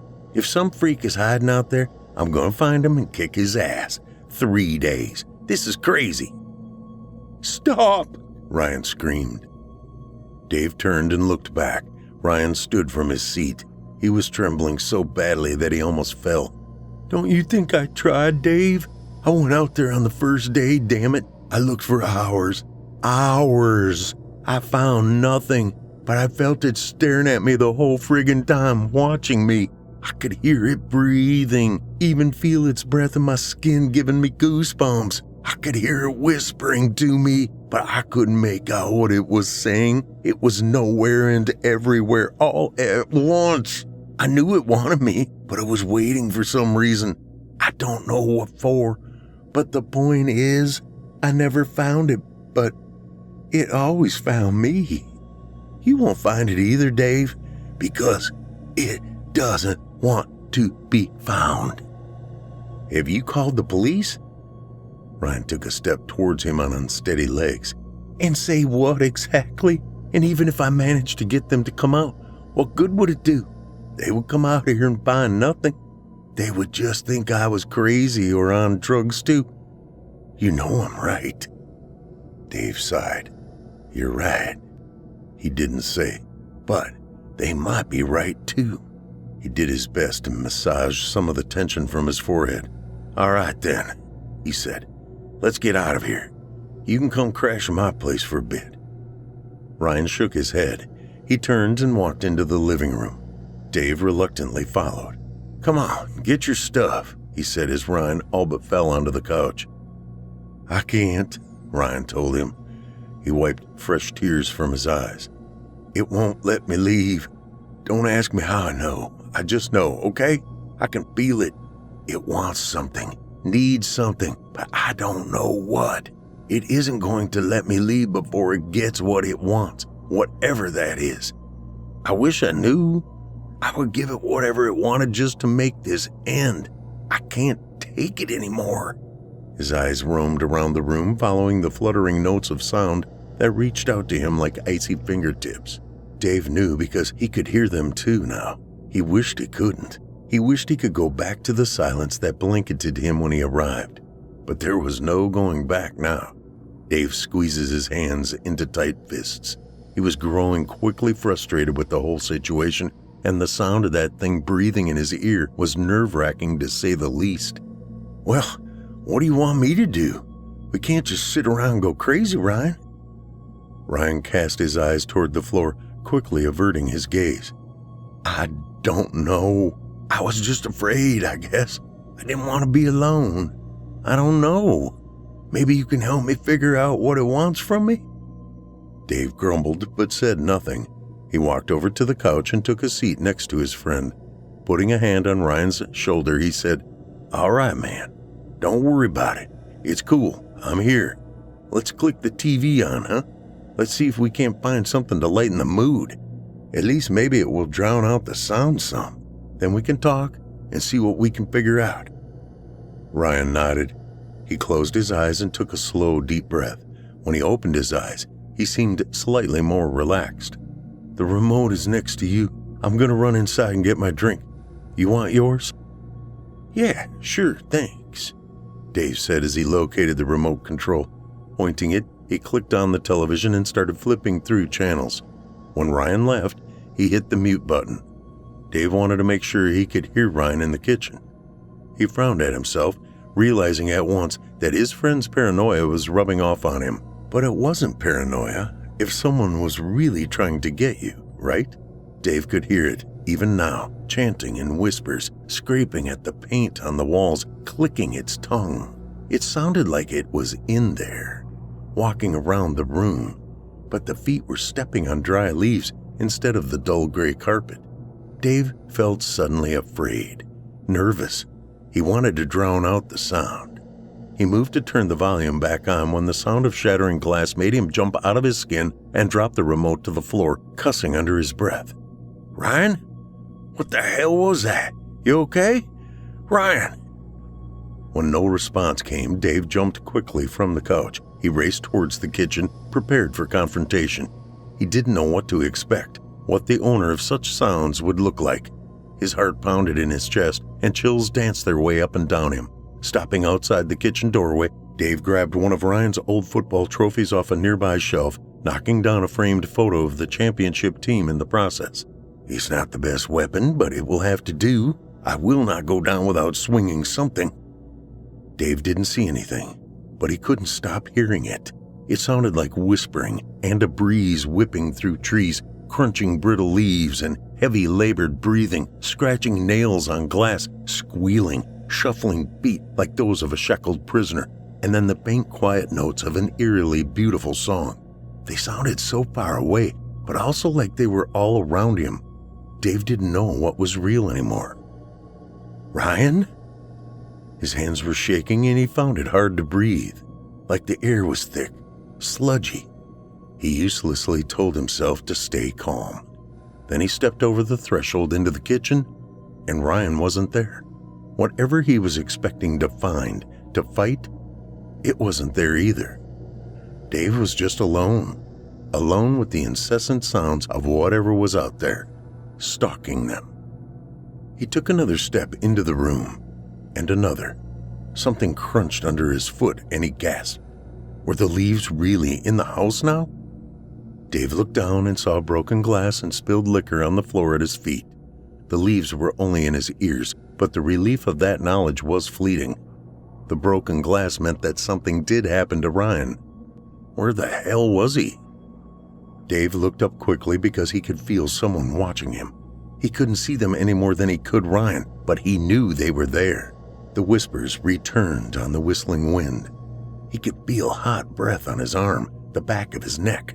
Moving in a circle, glass crunching under his boots, Dave looked all around the room, but there was nothing to see. It could only be heard, felt. It made him feel dirty. crazy, in need of a shower, fresh clothes. He had never been so frightened in his life. He was suddenly overwhelmingly alone. "Ryan!" he called out, hearing the fear in his own voice. The only response was a soft whistle. Dave's head whipped around. He still saw nothing and found himself trembling like Ryan had been. How had his friend survived days of this? Dave's stomach twisted in knots. Nausea worked its way up his system. He puts a hand over his mouth. Then he noticed it. The window above the sink was open, thin yellow curtains blowing inward. The whistling he had heard was the wind, the actual wind. Dave laughed. It was comforting that it was something real, something he could make sense out of. Did Ryan go out the window? Did he climb out, or did something pull him out?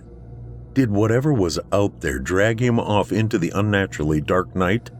It happened so fast. There was no scream, no struggle, just the glass breaking, and then nothing. Holding his breath, Dave approaches the window. Leaning slightly, he tried to see outside, to spy Ryan or whatever had taken him. The darkness was total, complete. Everything looked the same. Dave put his finger in his mouth and bit down on it. If something really did take Ryan, and in a blink like that, then there was no way he could chance running out to the car for his flashlight. He would never make it. It's not gone. I can hear it whispering to me. Feel the moisture of its breath wetting my cheek, but it won't kill me. Not yet. It wants something. But what? Dave could feel it staring at him, through him, eyes roaming over his form like molesting hands. "What do you want?" he growled. "Just tell me what you want." The hairs on the back of his neck stood up. Dave could feel those phantom eyes piercing his back no matter which way he turned. Somehow, they were always behind him. There was a sound right by his ear like a tongue lapping up water. The cacophony of whispering voices fluttered around his ears like the buzzing of mating insects. Was it in the house or outside? Maybe it never left. Maybe it consumed Ryan and stayed hidden somewhere, waiting for him. Dave whipped around in a hurry to find that the eyes still remained behind him. That's crazy. I'm going mad. This whole thing is mad. Where the fuck is Ryan? Dave stood as perfectly still as his shaking nervous limbs would allow. He could hear those damned leaves crunching under heavy footfalls. The whistling wind drew him back to the open window. He shot across the room and slammed it shut frantically.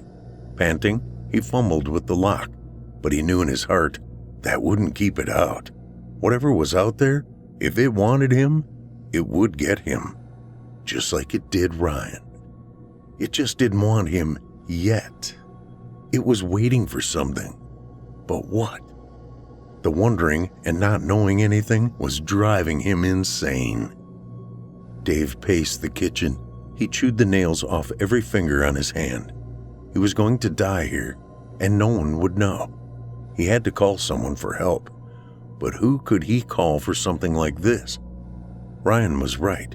The police would laugh at him or lock him up, maybe even blame him for Ryan's disappearance. If he was going to call anyone, it had to be someone he could trust. Dad would believe me. We've been through everything together. He'll come and he'll listen. Dave ran out of the kitchen. He had to find Ryan's phone. He had left his own sitting in the cup holder of his car's dash along with the flashlight in his glove box, both completely useless to him.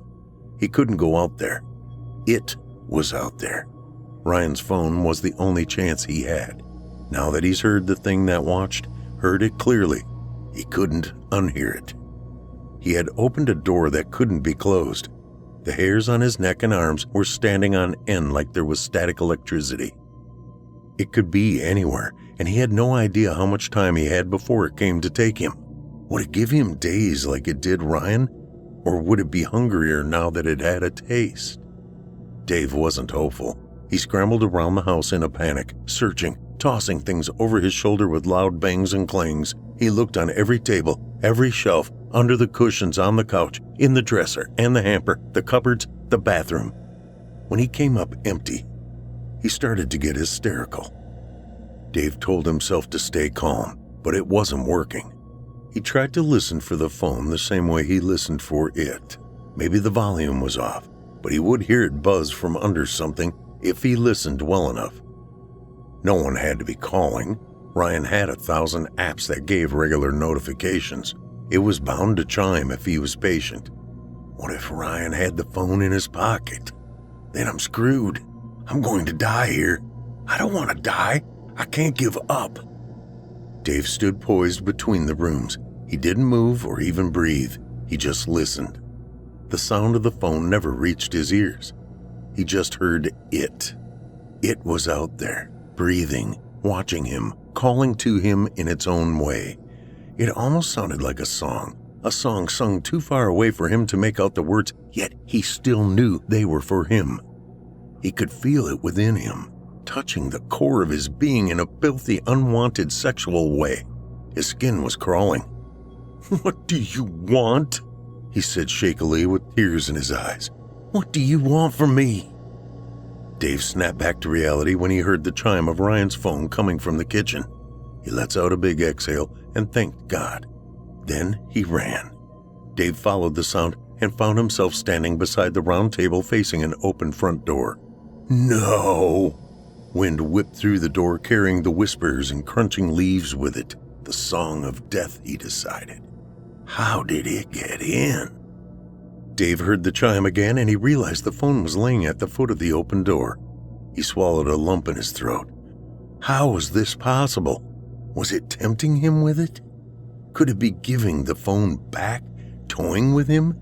Dave shook furiously as he approached the open door, moaning wind and grinding teeth blowing at him from the darkness, scratching nails and heavy footfalls, lapping tongues and salivating hunger. Dave prayed to God. He bent slowly, his head still up, gaze upon the blanket of blackness that covered the house. Looking up and out, his eyes like moths at a light, he reached down blindly and felt around for it. When his hand came over the phone, he grabbed it quickly, afraid to have his guard down any longer. The staring eyes were penetrating him like knives of darkness. Dave gasped and dove backwards into the house, kicking the door closed. He sat there trembling on Ryan's kitchen floor, panting and staring at that door in wild terror. Dave felt like something was touching his back, gently caressing it, and he cried out, rolling and jumping away from the sensation. Had something snuck through the open door and come in with him? Was this how it got Ryan? Of course, there was nothing to be seen, only felt and heard. There was a tapping at the window. Dave knew there was no tree on the other side, nothing to make such a sound, yet it continued like drummer fingers on the glass. He couldn't help but look, but just as he knew he would, he saw nothing. How did Ryan live like this for 3 days? Dave felt like he would go insane long before that. He left the kitchen to put distance between himself and that window. With the phone in his hand, Dave started to pace the living room. He dialed his dad. His heart pounded in his chest while he listened to the ringing in one ear and the whispers in the other. Pick up, he chanted the words like a mantra. Pick up. Hello, his dad's voice answered. Dad, Dave cried. You know where Ryan lives? I haven't been to the new place yet. Is something wrong? What's going on? Dave bit his lip. He looked around the room. He tapped his foot nervously and struggles to fight the urge to break into sobs. I'll send the location to your phone. You can GPS it, Dad. Can you please come here? Like, right away? I'll explain it all when you get here, okay? Just come quickly. The whispers, the faint touch, the rhythmic breathing, the crunching leaves. A rising crescendo of erotic moans followed by snarling dogs. Dave bit down on his fist. Sure, David, I'll come. But what's going on? Dad, please. The incessant sound of crunching leaves, the song dancing around him, touching him like the lightest legs of insects. Okay, son. I'll be right over there, okay? Just sit tight. Send me the location. Yeah, bye. Dad. Dave hung up the phone. He quickly did as he said he would and sent his father the location. He would be safe soon. His dad would know what to do. Now it was just a waiting game. Dave had to hope it left him alive long enough for his dad to get there. He knows it was waiting for something, and now he was waiting for something too. He only hoped they were not the same thing. Dave prayed for his father to get there and make it inside the house safely. He was too anxious to breathe. He began to pace again, unable to settle down and steady himself. His fingers fidgeted, his foot tapped. The eyes were everywhere, the sounds constant. It feels personal somehow, violating. Dave felt like he was losing it. What happened to Ryan? What's going to happen to him? Was it death that awaited him in the darkness, or something else, something worse? Did it just say his name, or was it his imagination? It definitely sounded like it knew his name. There it is again. Why can I understand it now? What has changed? Then there was a knock at the door. Dave rushed over in a hurry. He moved with urgency, panic racing through him, his heart in his throat. He moved the curtain to peer out the window beside the door. His dad was standing outside on the porch. Thank God. Oh, thank you, God. Dave knew he could trust his dad. He ripped the door open in a hurry. The voices were singing and whispering and breathing heavily all at the same time, a chorus of the damned. How many were there? Maybe there was an army of evil things out there. David, I'm here. Tell me what's going on, his dad said. Where's Ryan? David? Dave wasn't paying attention. He was staring past his father into the dark night beyond.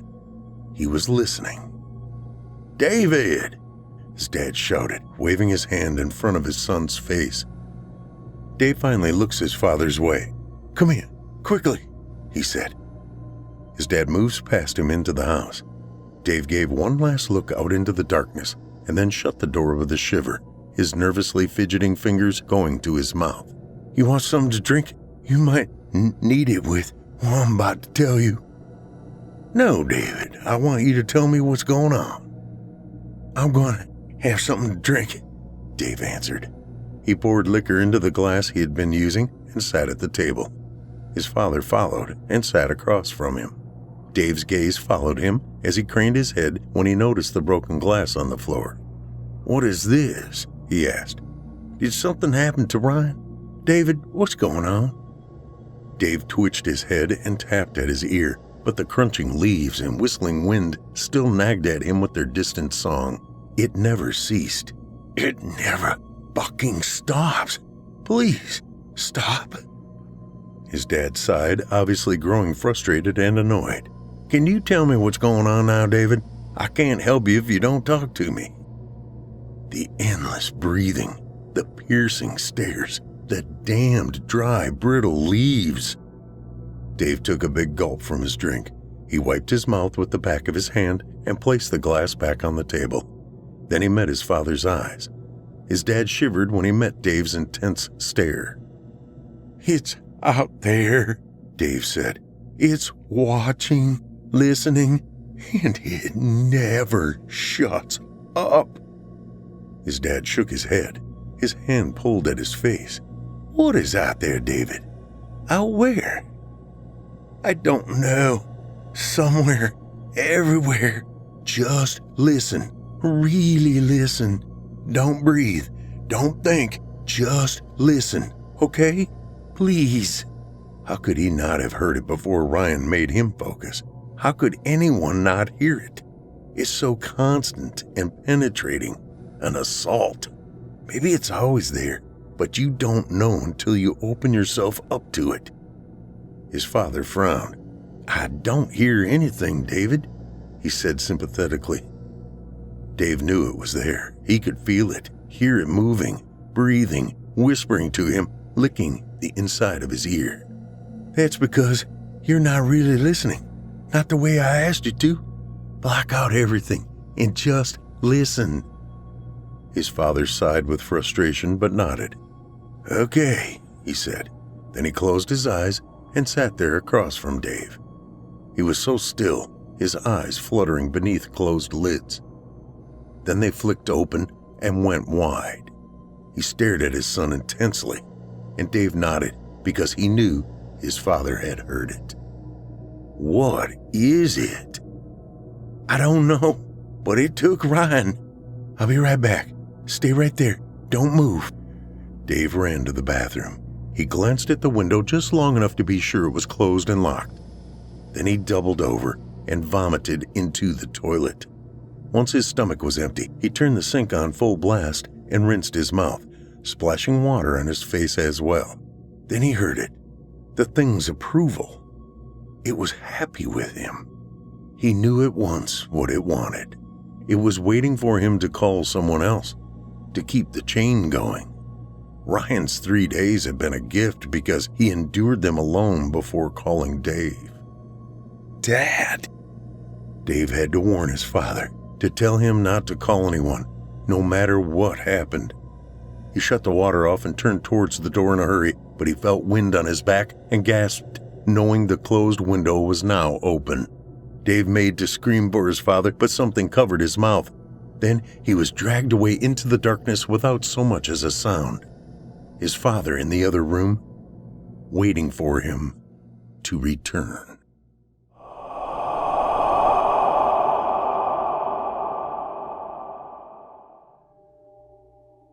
My name is Aramis Churchton.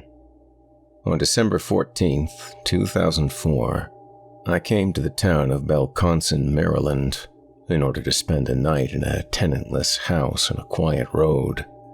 It was a 3-hour drive from the western part of the state, and I arrived shortly after 10 p.m., parking my car almost a half-mile away. I walked onto the property and went around to the back of the house unnoticed, as it sat on 7 acres of fairly isolated scrubland. The previous owners, the Marclay family, had left a month before, after their daughter was kidnapped. The nearest neighbor was screened off by a thick stretch of trees to the east. The temperature when I arrived was slightly less than 30 degrees.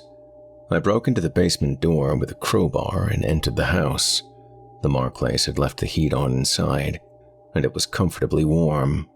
I removed the flashlight from my backpack and shone it in front of me as I walked through the house. I did not want to turn any lights on yet for fear of drawing unwanted attention. The house was large and fully furnished. Everywhere there was evidence of a normal family life, and no obvious signs that it had been interrupted by tragedy. The house had 3 bedrooms.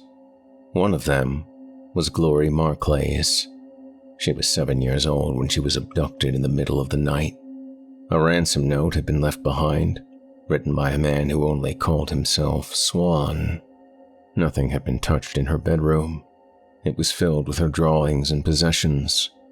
I looked through every room in the house, the study, the playroom, the 3 bathrooms, the kitchen. In there, I studied a picture fastened with a magnet to the refrigerator. Glory had created it in red and green crayon. It showed a girl in a ruffled dress carrying an archer's quill on her back and holding a giant bow. Glory had signed it below the girl's feet. I then went back down to the basement, where I felt the house's presence the strongest. I had little to do but wait. I decided to pass the time by reading the notes my colleague, Savid Dowd, had made since July regarding potential investigations we would soon embark upon. I fully expected Theodore Gant's ghost to appear in some form before too many hours had passed. I had brought no monitoring equipment so as to not frighten him away. Almost immediately after I settled in, there were 3 sharp, evenly spaced raps against the basement door. I rose from the chair I was sitting in and walked into the tiny alcove where the door was. I couldn't see anything through the pane of glass set at eye level because there was too much frost. So, I opened the door. I looked up the narrow flight of cement steps that led up to ground level and saw nothing there. The knocking had most likely been a simple physical preamble from the ghost I had come to Belconson to encounter. His full name was Theodore Gerald Gant, and he had bought the house in 1968 after his wife, Zoya, died under mysterious circumstances. She had suffered a sudden heart attack at the age of 41. It was the expression on her face that gave the paramedics pause. Her teeth had been clenched as if in anger, biting so hard on her upper lip she had punctured the skin there. Nor would they forget the bizarre way her eyes had become somehow disconnected within their sockets. They rolled like loose marbles as they carried her away. Theodore Gant had been discharged from the army in 1944 as a Section 8. He was observed by 3 different psychiatrists who all found him utterly delusional.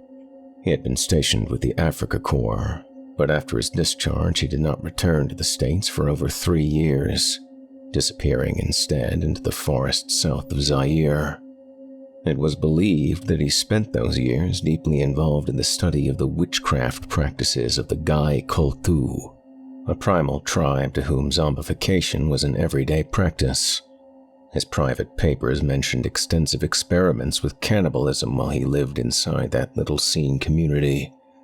Only after his death, when those private letters and papers were opened, was the extent of his psychosis revealed. He kept over 2,000 pages of diaries and a huge number of notebooks between 1941 and 1973. The diaries were found in a sealed room by Gant's brother, Bernard, who took custody of Theodore's 2 children in 1973.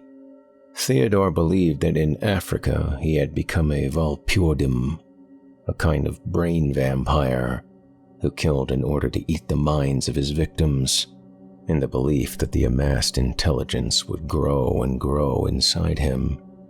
Theodore claimed in the diaries that he had no control over this affliction, and also that he had killed 11 people since 1948, eating their brains and dumping the bodies in a nearby river after they were dead. The diaries hinted that Theodore hatched plans to poison his wife over the course of 6 months, and he did actually commit this deed after she found some incriminating evidence of his crimes and confronted him with his delusion. After Theodore Gant's suicide, his brother, Bernard, a prominent local businessman, found the diaries and turned them over to the police. The papers were then lost, never to be recovered. Bernard took care of his brother's children for just 2 years, and then he himself died in a fall from a ladder in 1975. The children became wards of the state until they legally inherited his fortune. They moved far away. I had not been able to find out what became of them. Theodore Gant vowed in his diaries that he would haunt the house he owned after his death in order to protect his papers from probing outsiders. Those papers, of course, weren't inside the house anymore. They had long since been confiscated by the police and quite probably destroyed. Neighbors and those who had occasionally occupied this house over the past 3 decades had in the past noted strange noises and odd human shapes within at various times. Before the Marclay family bought it in 2002, the house had attained a joking reputation as a haunted place. The most well-known urban legend was that if one looked through the window of the east bedroom, which looked out on faraway Route 212, you could sometimes see a heavy-set, bespectacled man standing by the road.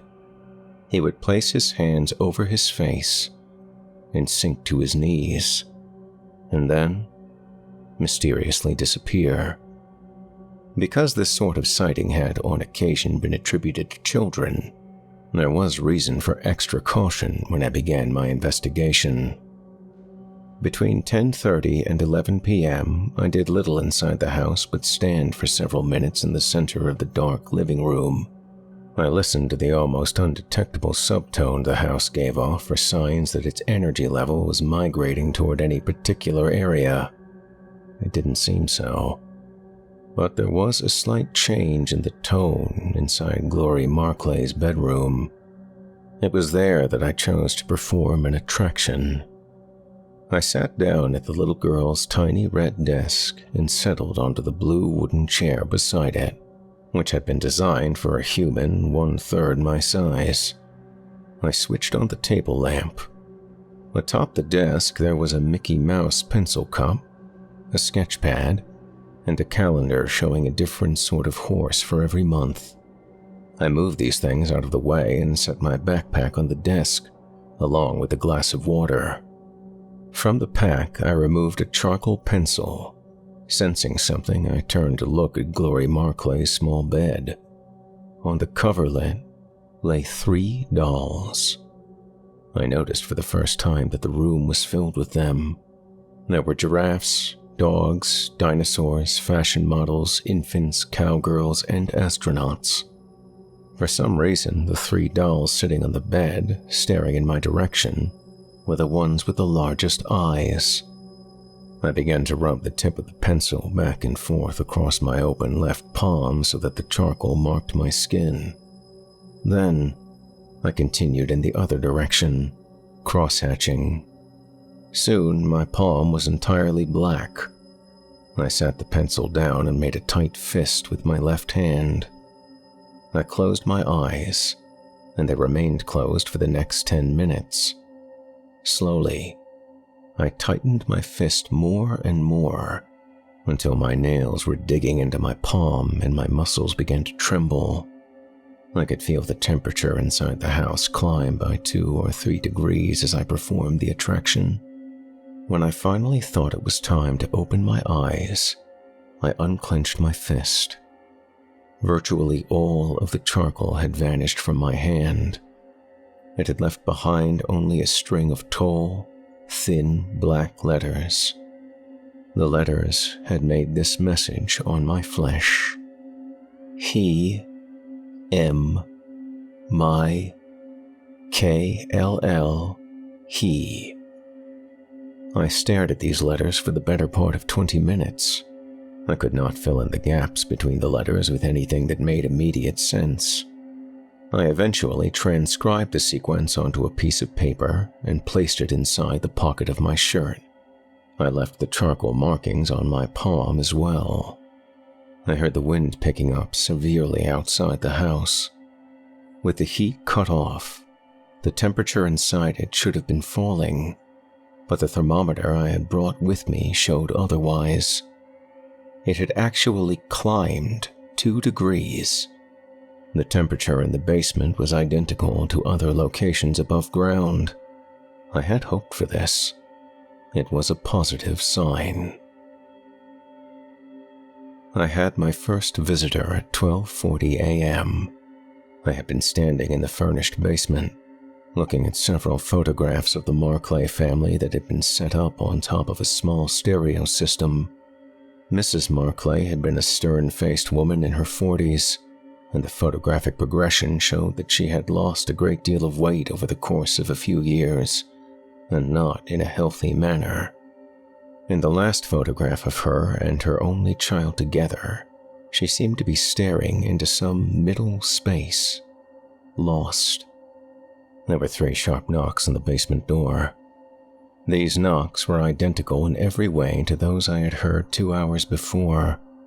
I did not need a formal analysis to know that the spiky pattern those knocks would have made on a Vox-Track grid back at the university would have matched the earlier ones precisely. A man of about 25 stood outside on the top step. He wore thick, comically bookish glasses, and his eyes were barely visible. He wore a heavy flannel shirt that was 2 sizes too big, and stained dark blue sweatpants over a pair of ill-fitting corduroys. His sneakers were the sort one would usually see on a young boy. He greeted me and told me his name was Ben, and that he lived next door. His power had gone out and he did not have any candles, so he asked to borrow some. I said yes, and invited him to come inside while I looked for them. At this suggestion, Ben seemed both frightened and fascinated, as if he had never been inside another's house. After a long moment, he came in, As he moved past me, there was absolutely no sense of physical human presence to him. I turned on a single lamp in the basement so he would not be standing in the dark. I was able to find some candles quite quickly, having seen some on the Marclay's dining room table.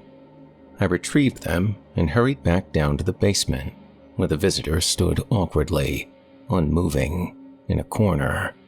I held the candles in my hand and did not offer them just yet, wanting to extract as much information as I could. Through a series of careful questions, I was able to learn much from Ben. He told me in a very small voice that he had lived next door for 1 year with his brother, who had gone out tonight to Parsonsburg. When I asked Ben what he did for a living, he seemed baffled by the question and told me that neither he nor his brother worked, that they had inherited some money from their uncle, who had been a real estate investor.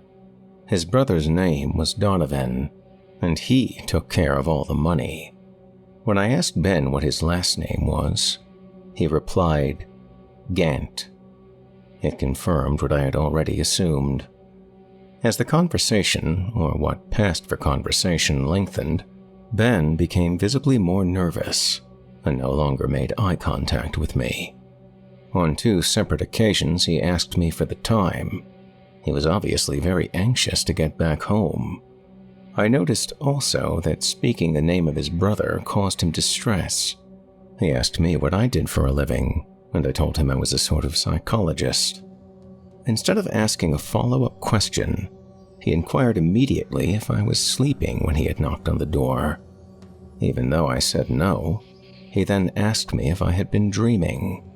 He seemed only partially connected to the room and to our exchange of words, as if most of his mind were completely occupied. Ben then said a most disturbing thing, that Donovan made him relate all his dreams to him. When I asked him why this was, he merely stared off into the distance, and after several seconds refocused, having apparently forgotten what I had asked. I asked more questions about Donovan, but the answers were vague. Donovan had worked for a time in a nursery, but had stopped. The 2 of them did not leave the house unless they had to. It had been that way, Ben said, for a long time. I was able to eventually glean the reason for his nervousness. His brother had gone out for groceries, and Ben was anxious to know how long such an errand might take. Surely he was risking something by venturing outside of his house and wanted to return as soon as he could so as to not arouse suspicion that he had dared leave. At the end of our talk, Ben blurted out that what he really wanted to borrow was a radio, because he wanted to hear what the newscasters had to say about the snowstorm that was on its way. When I told him I would gladly try to find one for him somewhere in the house, he again asked me how long it would take for Donovan to return from Parsonsburg. I left him one more time and navigated the stairs up to the main floor with a flashlight. There was a small portable radio in Glory Marclay's room. For some reason I am not sure of, I felt the need to reach out and touch the head of one of the staring dolls resting on her bed. The plastic was very warm to the touch. I left the room and returned to the basement. I handed the radio to the ghost of Benjamin Gant. He took it, and his mouth began to quiver, as if he were about to cry. He told me he had to go and walked to the door quickly. I opened it for him, and he moved past me, climbing the steps and disappearing around the side of the house into the freezing dark. I had heard that both Ben and his brother Donovan had died, but I had not been able to find much out about either one of them. I knew that I was meant to follow Ben, that he was involving me in a playlet of sorts. Where it would lead was a mystery to me. I let 10 minutes pass and then I stepped out into the cold, taking my backpack with me out of sheer reflex. There were flurries falling lightly as a snowstorm moved in from the north. The land was entirely dark. Far away, I could see the dim glow of lights on the side of Route 41. I started to walk in that direction. It was 75 yards or so across the Marclay property, which was cut off from the adjacent property by that tall screen of trees. I parted it and came out on the other side, in view of the closest house to the Marclays. This one was in a state of total disrepair, having been abandoned some time ago. I walked unnoticed across the large, unkempt lawn, wrapping my scarf tightly around my neck. From what the ghost had told me, I believed it was possible that this house was where Ben and his brother Donovan had lived after their father's death. It had most likely been sold or simply given to them by their Uncle Bernard. Half the windows of the house were boarded up, and the front door was firmly padlocked. It seemed unusual to me that a house on such a desirable stretch of property should stay abandoned. There was no way in unless I wanted to climb in through a low window, which was not boarded and whose glass pane had long since been removed. I decided to try it. I managed to push myself over the window ledge and fall into the darkened house. I was grateful to be at least out of the wind, if not the cold. I could see almost nothing inside the house. Large portions of the walls were hacked away. There was no furniture left, just debris. Almost right away, I could make out a small object sitting precariously atop a pile of what looked like wood paneling. I walked over to it and lifted it. It was a book, bound in imitation black leather. The interior pages were college-ruled. A price sticker was still attached to the lower right-hand corner of the back cover, and an orange paint stain streaked the spine. It was a diary. Obviously, it had been left for me as part of the manufactured drama, and I sat down with my back against one corner of the house, turned on my flashlight, and sat down to read it. I suspected it would tell me where to find Ben next. As I read, I sometimes had to turn my head to breathe so that the cloud of my breath would not obscure my vision. The diary was written in Ben Gant's childlike handwriting.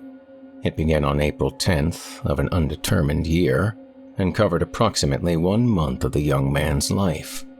Benjamin began his first entry by describing how his brother Donovan ordered him to submit to treatment with Dr. Spawn, because Ben was getting to be more and more of a burden to Donovan. One day, Donovan drove Ben into the city after Ben made sure to hide his diary carefully to avoid one of his brother's almost daily inspections of his personal belongings.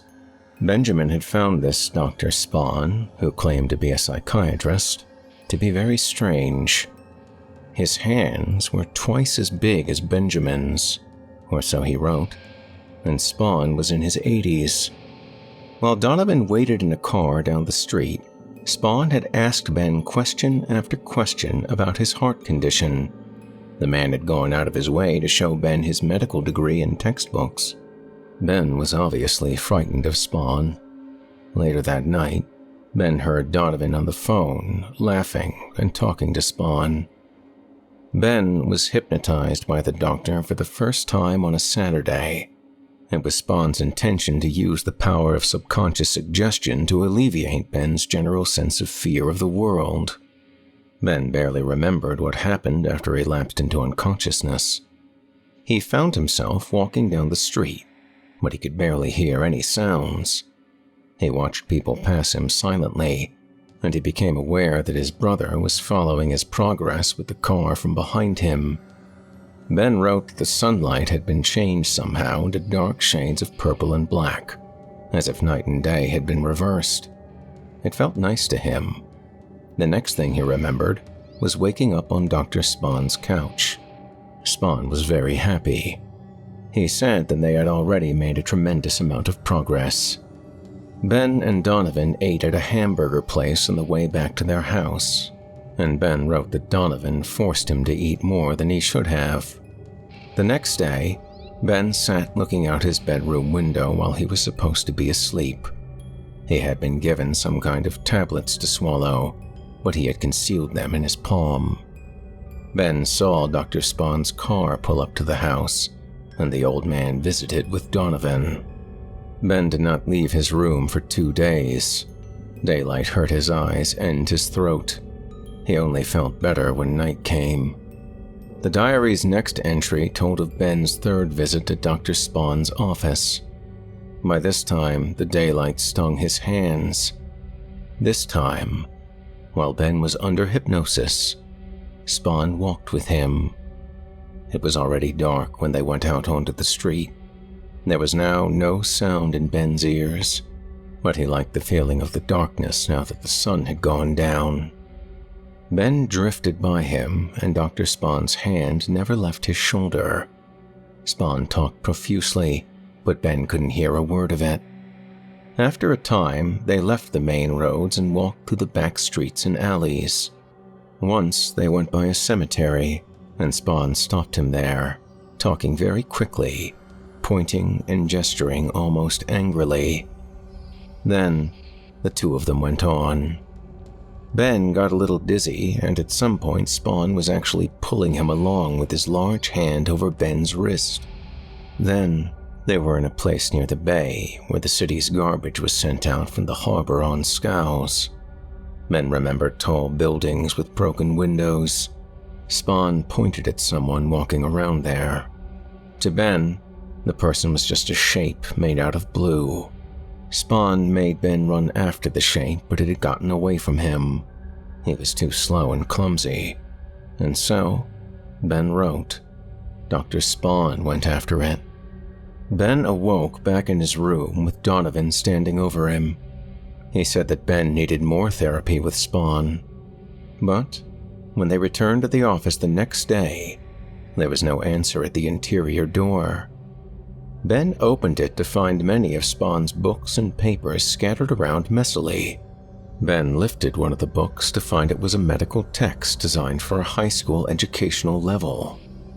In the margins of its pages were scrawled dozens upon dozens of handwritten notes. Ben left the office and returned to the car where Donovan was waiting. Furious, Donovan went up to the office to find Spawn, but was not able to. He drove Ben home, and on the way he told him that he himself would hypnotize Ben from now on. He said he had learned from Spawn how to do it. The diary ended with Ben reporting a series of headaches, which dissipated dramatically at night. Donovan made him a deal. If Ben behaved and caused no further trouble with his fears, they could drive out to a different part of the city and walk around amongst those welcoming, silent purple and black shadows. I left the diary where I had found it and climbed out the window through which I had entered. Standing on the lawn, I looked to the west. Route 41 rose and stretched toward a faraway hill. Under the full moon, I could see a human figure standing in the middle of the road, about 100 yards away. I could not see any details, but when the figure turned and began to walk over the hill and out of sight, I decided to follow on foot, certain it was Benjamin Gant. The wind rose, and in less than a minute my face was almost numb from the cold as I got closer to the road. Upon my leaving the abandoned property and setting foot on 41, a single car rolled past me. I tried to use its headlights to see farther down the road. There was no sign of the ghost.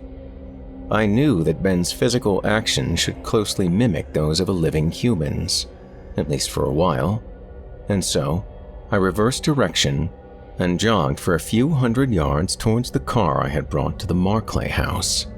I got inside out of the cold and started the engine. I pulled onto 41, and within a minute I was at the place where I thought Ben had stood. Further ahead, the road curved to the right between two farms. I saw no one. I covered another 4 miles before I pulled over. Almost no cars went past. That was when I spotted Ben, far ahead, standing under a lamppost beside a thick stretch of trees. I pulled back onto the road and drove toward him. He turned and walked into the woods. I drove right past them on a hunch. Another mile later, there Ben was, walking over a dark, hilly field on the other side of the road entirely. I kept going straight. 5 minutes passed, then almost 10, and I saw Ben once more. This time, I could see nothing more than a silhouette, but the way the tail of his long flannel shirt was ruffled by the wind gave him away, and the fact that no thinking human would be standing in the middle of a cemetery by the side of a road in such brutal temperatures. I had never seen this sort of behavior from a ghost, appearing and disappearing without regard to the laws of motion and geography. I did not know what it meant. I pulled over, and for a few minutes I did nothing but watch Ben as he stood between the rows of silhouetted tombstones. He seemed to be looking down at one of them in particular. I reached to shut the heating fan on the dashboard off, and when I looked up again, he was gone. I got out of the car and walked into the cemetery. I knew I would only be able to stay there for a few minutes. The cold was just unbearable, even though the flurries had stopped. I walked to the approximate place where he had been standing. I could make out his name on the headstone in front of me. His brother's grave was beside his. The dates of their deaths matched. The thought of a murder-suicide instantly entered my mind. I returned to the car and drove on down the road, planning to return to Theodore Gant's house. It was now well past 1 a.m. I drove a longer distance than I wanted to, looking for a place to turn around, but there was only empty land ahead, and I would have to turn around in the middle of the road. Then, I saw a road branching off to the right, and I took it, hoping to circle around.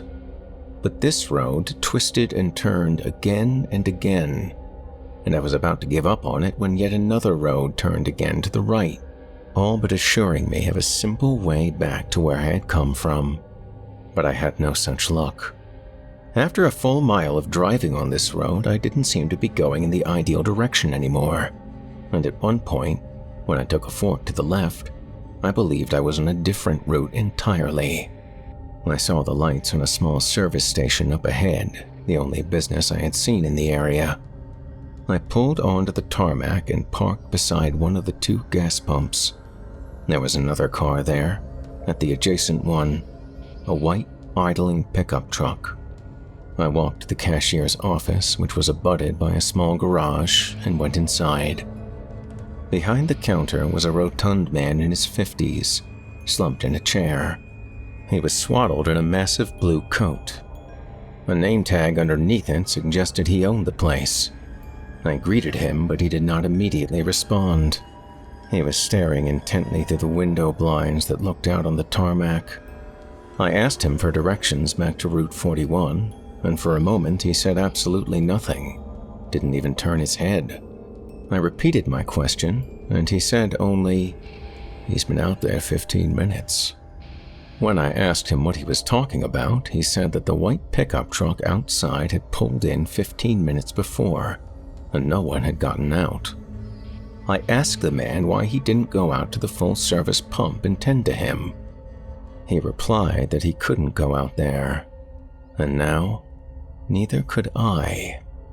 Frustrated by his opacity, I asked him what he was talking about, and the proprietor of the station told me in a low, strangled voice, as if he were afraid of creating the smallest sound. Never once did he look at me. He riveted his stare through the blinds. He believed the man outside, sitting in the pickup truck, whom I had not looked at even for a moment, was the same man who had been spoken about on the radio that night. The news had made mention of a wanted serial killer, nicknamed Father Bones, who had been spotted in the area just a few hours earlier by a convenience store clerk. His description had been posted all over town. Even I had heard of him. I looked outside through the glass door.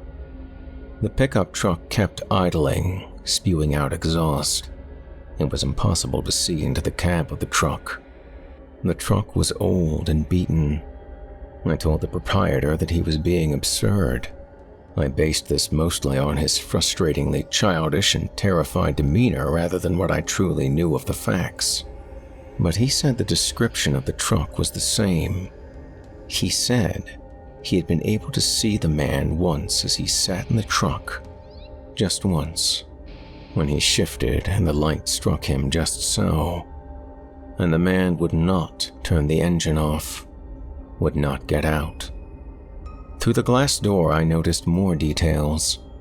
The truck had a broken left taillight, an American flag sticker on the passenger side door, and a large, muddy splotch on the frontmost visible tire. I could hear the engine rumbling low. I asked the man behind the counter why he didn't just call the police. He said he didn't want to move. He told me this in such a weak voice that I barely heard the last two words. He said there was a shotgun in the adjacent room and a phone, but he believed the man out there was watching us very carefully.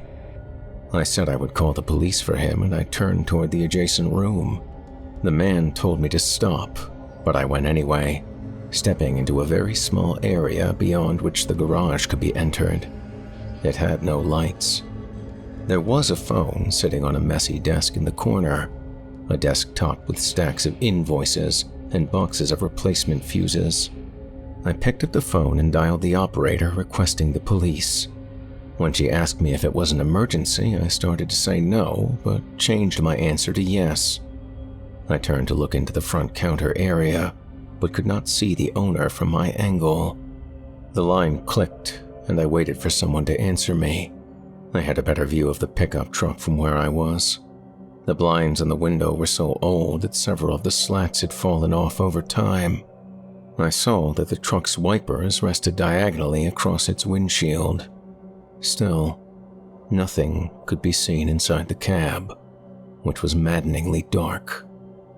A policeman came on the line. I told him I was at an ARCO station on Vegasville Road in Belconson. I was not absolutely sure I was giving him the fully correct information, but I had become very nervous. I told him that the proprietor of the station thought he had recognized a vehicle mentioned on the radio and that it was sitting there right now. That was as far as I got when the low rumble of the pickup truck's engine cut out entirely. A shiver went up my spine and I stopped speaking. The new silence was horribly noticeable.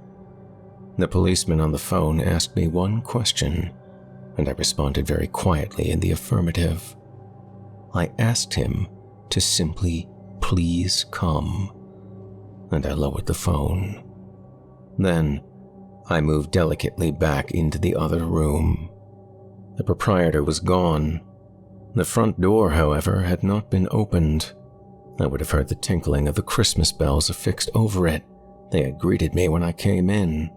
He had vanished through some other exit. I very specifically did not look through the front window. Instead, I retreated to the inner office again, 9 or 10 steps that took me out of the sight line of both the cashier's counter and the outside world. I heard a thin reed of sound squeak through the phone. The voice there was trying to tell me that the police would be at the station in a few minutes. I crouched and felt under the desk for the shotgun I had been told was there.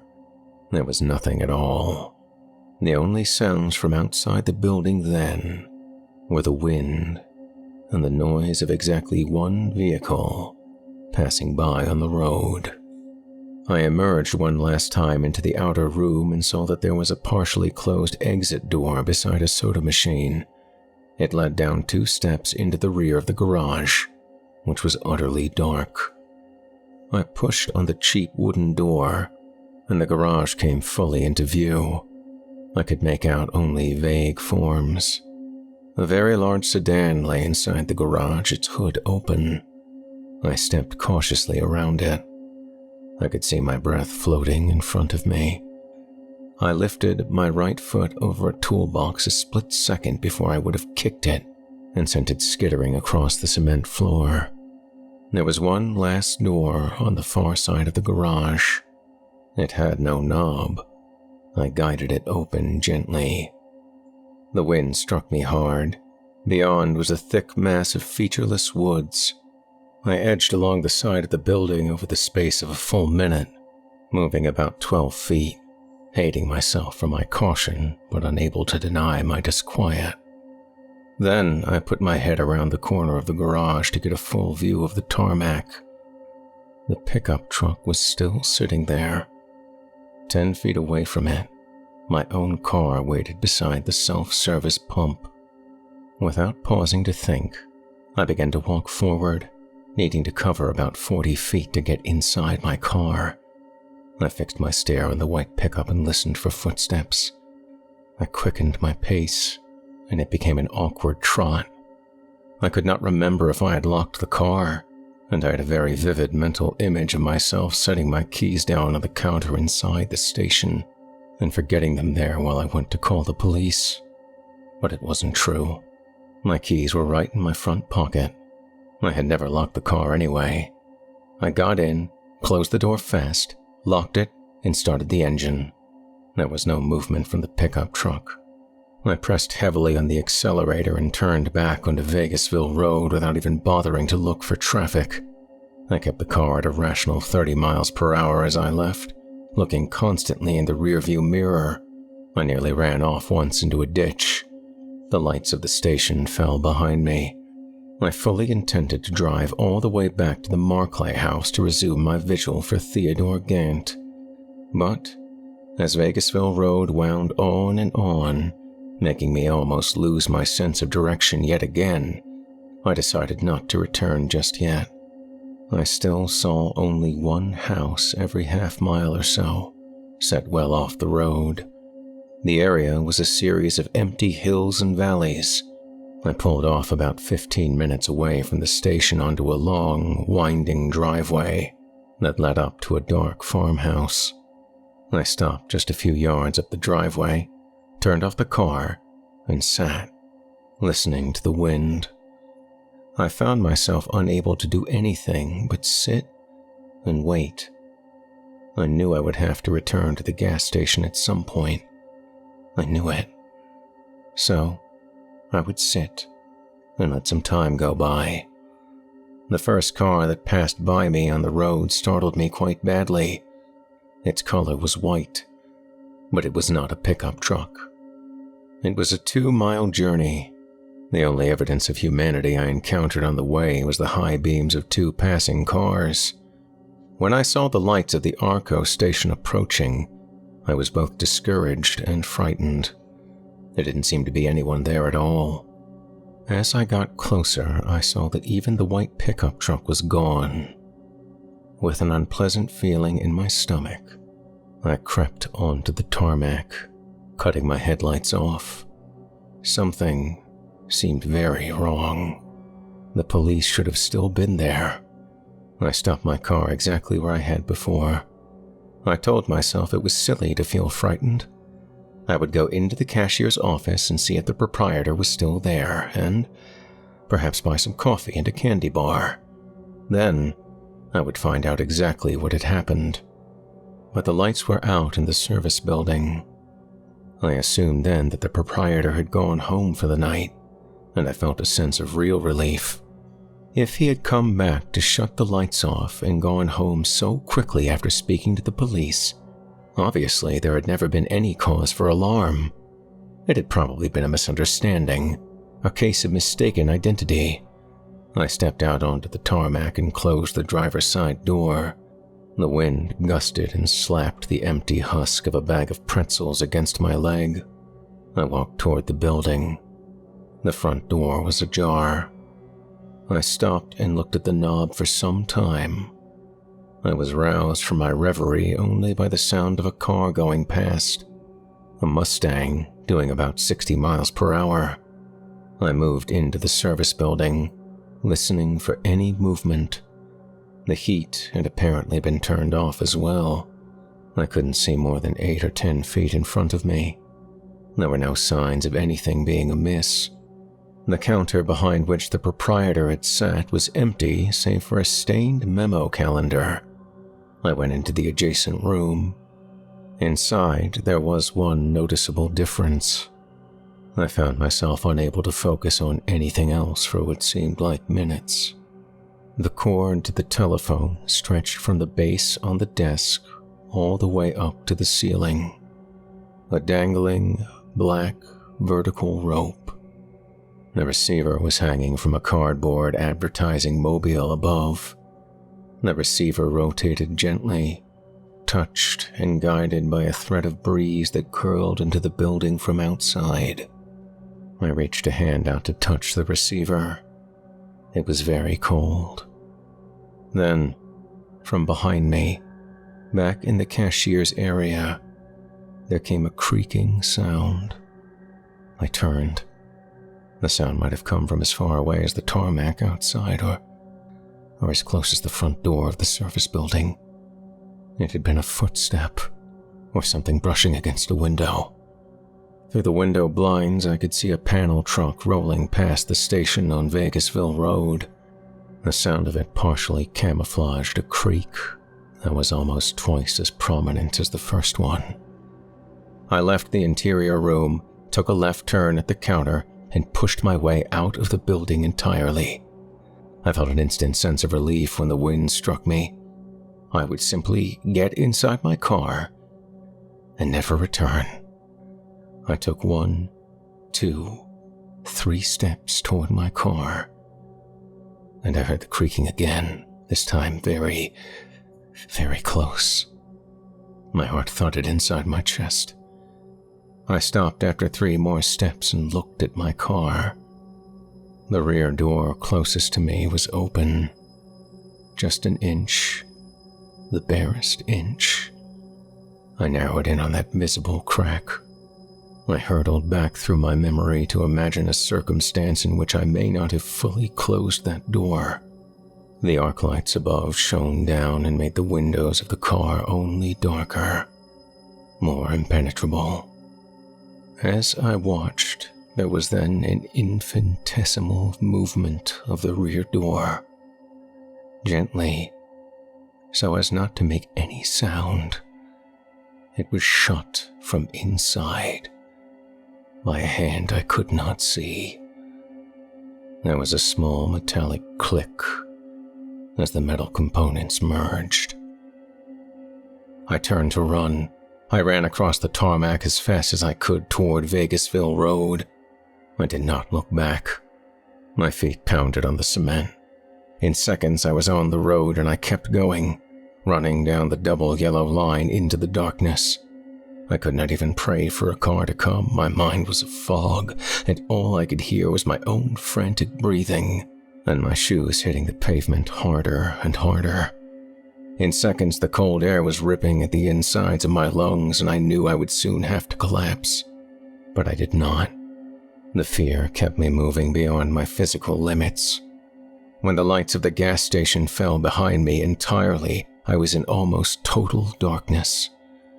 It was then that I was most terrified. I kept running. A spike of pain hit me in the chest and my breath began to come in shorter and shorter spurts. No cars came. The wind stung my eyes and my mouth was completely dry. Not even looking where I was running, I almost veered off the road entirely into the woods. I looked down, trying to locate the yellow line, and was unable. I kept running blind. I eventually slowed to almost a jog, utterly unable to go on when headlights washed over me from behind. I turned and instantly knew my own car had come for me, driven by a madman, a killer. But it was a station wagon, beeping its horn at me. To avoid being crushed, I stumbled onto the shoulder as I turned and waved my hands frantically. The station wagon stopped 50 feet beyond me. I ran to it, and suddenly my legs went out from under me. I collapsed and my head hit the pavement, causing consciousness to leave me entirely. I was cursed with a terrible dream that I think I sunk into immediately after hitting the pavement. In it, I had been shot in my right leg with a thick wooden arrow, as if the little archer that Gloria Marclay had drawn back at her house had shot me. The arrow had buried itself just below my knee, and blood pulsated from the wound. Even so, I was chasing someone through the woods, a woman who would not listen to me when I called out for her to stop and help me.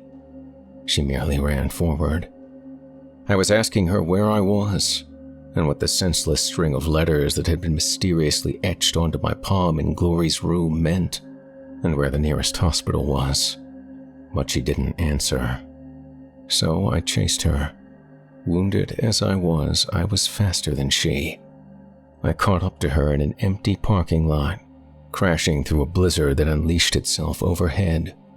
And then I saw her face as she turned around to scream. It was the face of Glory Marclay's mother, but instead of apologizing for the mistake, I somehow reached down and ripped the arrow from my leg and thrust it into her chest, again and again, until she fell into the newly fallen snow. As she went down, one of her hands grabbed mine, and the mere act of her desperate touch stripped away the letters on my palm, leaving only an H and an M, just barely visible through the knotted tangle of her blood-soaked hair. When I awoke, I was inside the station wagon that had almost run me down. For a moment, I had no idea why. Then, it came flooding back to me quickly.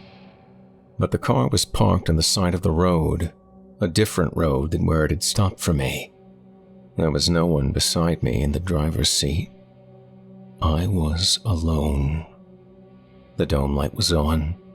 I looked to my right, groggy, unable to focus for a moment. Outside the passenger side window, I saw a dense patch of woods off the shoulder. Looking forward through the windshield, I saw an unfamiliar country road, but immediately recognized a bullet-ridden speed limit sign that I had passed on my way down Route 41. I was less than half a mile from Theodore Gant's old house, and the house that had belonged to his two now dead children. The interior of the station wagon was clean, almost spotless. I could tell nothing from it about who had driven me here, or why they had done it. The clock on the dashboard read 3:24.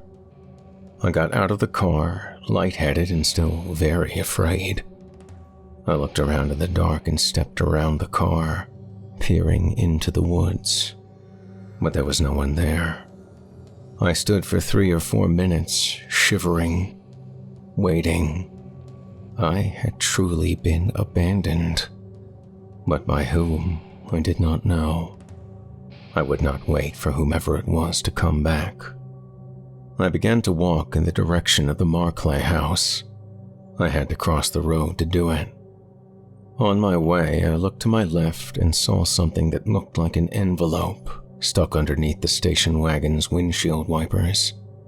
I lifted the wipers and found not an envelope, but a single piece of notebook paper. I unfolded it and walked across the road to where a streetlight gave me sufficient illumination to read what was written there.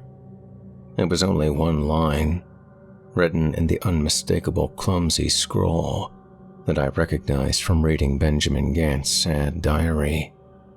The note said only this: "Donovan is waiting for you now." I reached the Marclay house in 15 minutes. I was so exhausted that I spent another quarter of an hour simply huddled in a corner of the dark basement, shivering, trying to get warm. My backpack was gone, left in the back seat of my car back at the gas station. I felt sick, a sickness deep in my bones. When I began to compose myself, I walked through the house, trying to sense if it had become different somehow. With my mind in the state it was in, it was difficult to tell. But there were physical manifestations that told me things had changed. The stairs leading up from the basement were no longer clear. Instead, the entire collection of Dr. Seuss books that I had first seen in the upstairs den at 10 o'clock, 40 or 50 of them, now blocked my way. Each book had been placed there, open and standing, fanning out, the spines facing me. I read the titles as I stepped delicately over them, moving upwards. I knocked one over at the top of the stairs and replaced it carefully. All the dolls that had been in Glory Marclay's bedroom at the beginning of the evening had been arranged in a duplicate pattern downstairs in the living room, except now, almost every single tiny face had been positioned to stare forward at me as I stood at the room's entrance. They rested on the sofa, on the easy chair, on the ottoman in front of the fireplace screen. The ones with the big eyes now lay on the floor at my feet, face up, seeing nothing more than the ceiling. Glory's drawing of the little Archer girl was no longer fastened to the refrigerator with a magnet. Instead, it lay inexplicably beside Ben Gant's diary on the coffee table in the living room. The diary should not have been there. I lifted Glory's picture, traced my index finger over her signature, counted the sharp arrows in the smiling girl's sling. Then I set the picture down and moved across the room. I needed badly to splash cold water on my face and swallow some of it down. My lungs were still burning. I felt shaky on my feet, groggy and emptied out, as if I were only a shell with no internal organs. My blood pulsed thickly in my temple. A low hum reverberated inside my head from back to front to back again. The best thing for me to have done was to leave the house immediately. In a weakened state, I was at risk. But there were only a couple of hours left before sunrise. I made my way into the bathroom on the main floor of the house and switched the light on. The overhead fluorescence made me wince. I scrubbed my face with the coldest water I could summon, then looked into the mirror to find that a vessel in my left eye had broken, and the cornea that stared back at me was almost entirely red. There was also a thin gash running from my left ear all the way to the fleshiest part of my cheek, a result of my fall to the pavement. I could not look at myself for very long. The overhead light went out with an echoing click, and a second later, the rest of the house went completely dark as well. I put a hand out to silence the faucet. Then, seeing a shadow of something besides my own face in the mirror, I turned slowly to look behind me. A small child's flower print dress clung to the rear wall of the bathroom. My night vision made it out perfectly, even down to the gentle curve of the tiny roses that were scattered in neat, linear patterns down the front. I recognized the dress from one of the many photographs of Glory Marclay spread throughout the house. As I watched, a thin trickle of murky blood peeked out from behind the ruffled collar, then slid downwards over the top 3 buttons, then down even farther, becoming a much thicker stream that quickly reached the end of the fabric and dripped down onto the toilet tank, striking it with dime-sized droplets. I turned away from that sight only when a maddening itch struck my left palm. There was something written on it again, in the same spiky charcoal letters as before, and I saw it was the fulfillment of the original string I had begun upstairs, where Glory Marclay had drawn horses and mountains and archers before she was stolen in the night. The new letters, wedged between and around the first, had been etched so firmly and deeply that my skin had nearly broken. I brought the palm closer to my face and made out the message, misinterpreting it once before it became completely clear. It said this: "Her mommy killed her." I turned the faucet on again and scrubbed my left palm with all the soap in the dish beside the sink, going at it so hard that it began to bleed. 1 minute later, the bathroom light came back on by itself. I left the bathroom and moved into the living room. Someone was waiting for me there. A man stood beside the coffee table, facing away from me. His hands were laced behind his back. He wore a clean white shirt and tan khaki pants. He turned when I stopped. Though the man was very young, his gaze was piercing even in the dark.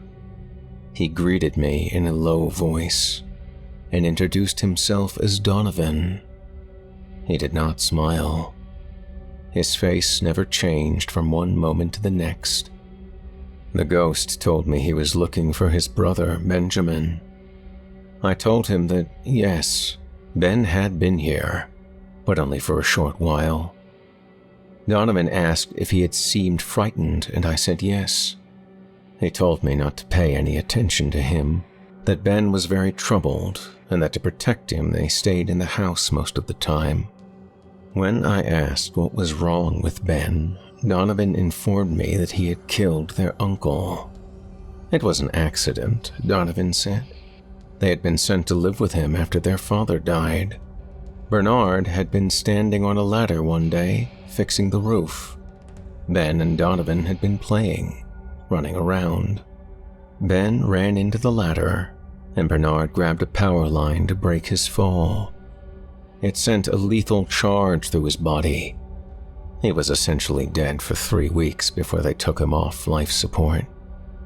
Ben was 7. He grew up thinking that he killed Bernard, that he was responsible. His mentality was still a child's, Donovan said. He could not take care of himself. In that moment, I gleaned that in life, Donovan had made sure that Ben was never truly disavowed of the notion that he had caused their uncle's death. I could tell by Donovan's demeanor. I was standing in the presence of evil. There was no mistaking it. He was holding something low at his waist. It was a doll, a pioneer girl, and it had belonged to Glory Marclay. The dolls were still sitting everywhere, having been strangely relocated. Donovan bent gently, almost arthritically at the waist, and set the doll down on the coffee table. Now he saw the other object on the coffee table and reached for it in a motion that seemed planned, rehearsed. He asked me what the object was. I told him that Ben had been keeping a diary and that he had left it here, but also that it revealed very little. Donovan wanted to know if it made accusations, more specifically against him personally. He flipped through the pages idly.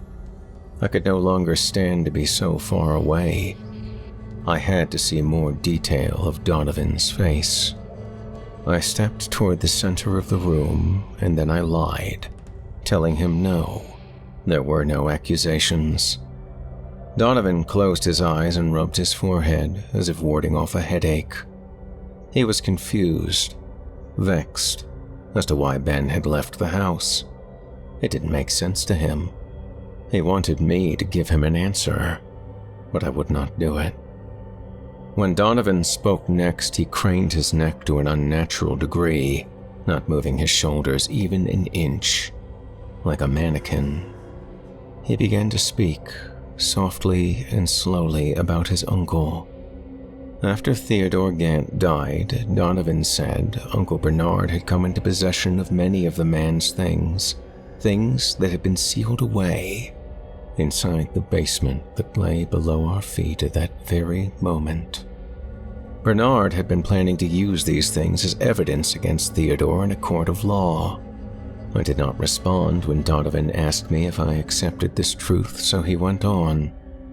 Bernard had found all of Theodore's old books, all his journals.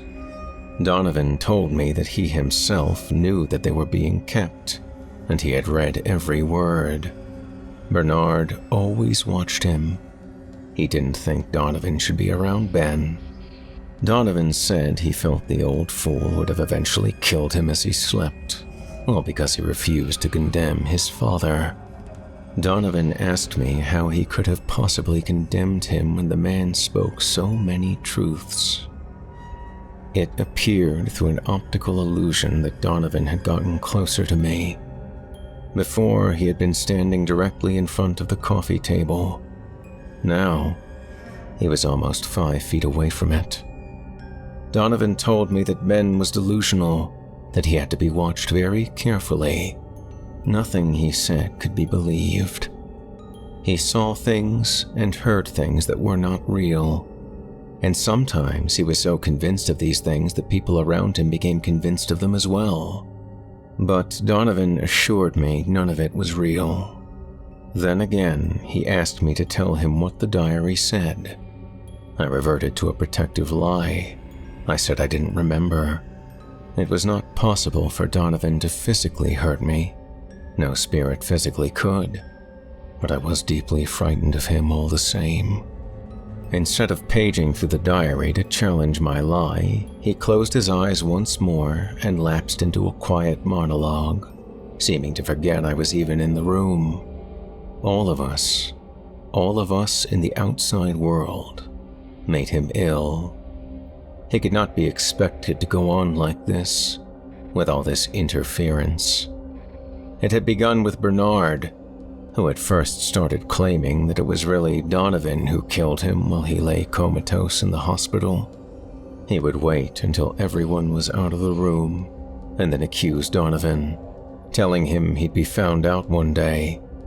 And now, once in a while, there was someone like me, a stranger, who tried to get inside Ben's head, and there were more accusations. They even wanted to know about his father from time to time, and the girls they kept finding mutilated in a nearby riverbed. Tonight he had only gone to Parsonsburg, and only for an hour. Yet I had felt the need to open the door to Ben, and caused so much difficulty. A grandfather clock chimed somewhere, but there was no such clock anywhere in the house. I felt feverish and weak. My heart was thudding as it had back at the gas station. Donovan's ghost exhaled in a sickly rattle. As I watched, a deep cut on his chin produced 2 quick drops of blood. They fell to the floor and splashed silently on the carpet. He did feel better now than he had in some time, though, he told me in the dark. Maybe he could still live here, in the house. Without Ben, it was going to be much easier. After he said this, he became as inert as the paint on the wall behind his head, static and void. When I found the words to tell Donovan that I knew they were both dead and had been dead for years, he responded as a plate responds to a fork set beside it, with the changing of not a single molecule of his non-being. But after a while, he did begin to speak again, and he spoke longer than ever before. He spoke of his father's brilliance, a brilliance accumulated through those long-ago studies in the continent of Africa, and the resurrection rites he had discovered and had to fight for.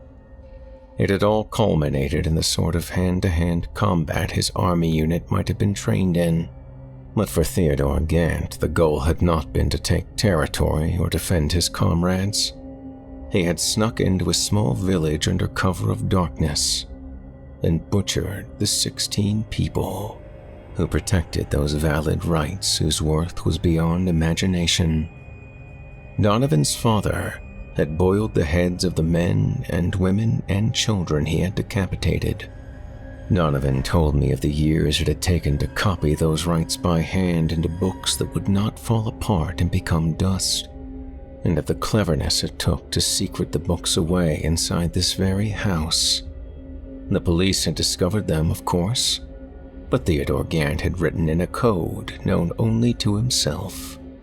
And in the end, the police had put the books right back where they had been found. Donovan considered that honorable. He went on and on. telling me that the key that would open the tiny closet beside the basement furnace had been inside the house somewhere since 1973. He wasn't quite sure of the exact spot, but it was time to examine those rights, to go over them carefully, because he didn't want to be like he was anymore. A ghost without hands or body to do the work he had been born to do. He was thankful that I had appeared there tonight, thankful for the special channeling abilities that I held inside me. He could enter me in a whisper. When he said this, a hot marble uncoiled in my stomach like a heart attack sprung from below, and I saw that there was a danger for me in that room that I had not dared to imagine. Donovan told me that tonight was my last night on Earth as a seeker of ghosts, as anything at all. He was coming into me now. The marble inside me leapt up, expanded and exploded like the birth of a universe. It sucked me down into a place that had no definition. I stumbled backwards as a hideous, ripping pain engulfed me. I crashed into the front foyer and towards the front door of the house. I broke my right arm with the force of my impact against the knob. The door burst open and I was outside, running, but having no way to fight off the sensation of Donovan's cruelty and hate flowing in every cell in my body. I collapsed on the front lawn, shrieking. It was snowing. Every descending flake felt like a firebrand. Then, the pain reached its plateau, something I believe no human being can ever understand. It was the pain of my soul being eaten. My body broiled with disease and rot and ghosts and the putrefacted spirit of Donovan Gant. I begged God to release me, to let me die. He did not answer me. When my colleague Savit Dow did not receive a phone call from me at 6 a.m., he realized something had gone wrong, and he drove right away to the Markley house from Baltimore. It took him 3 hours. Upon entering, the myriad damages to the house, like the broken door, 2 upended lamps, and a deep tear in the living room carpet, told him the worst had happened. When he saw me standing at the back of the room, silhouetted by the drawn light sifting in through the wide picture windows, he was at first relieved. But when he moved closer and truly saw my face, he began to scream, and he did not stop until I tore his throat out. Then Donovan began the process of making my body search for that key that would deliver the books he had been promised by his brilliant father. Books that had been unfairly denied him by monstrous humans who never understood him.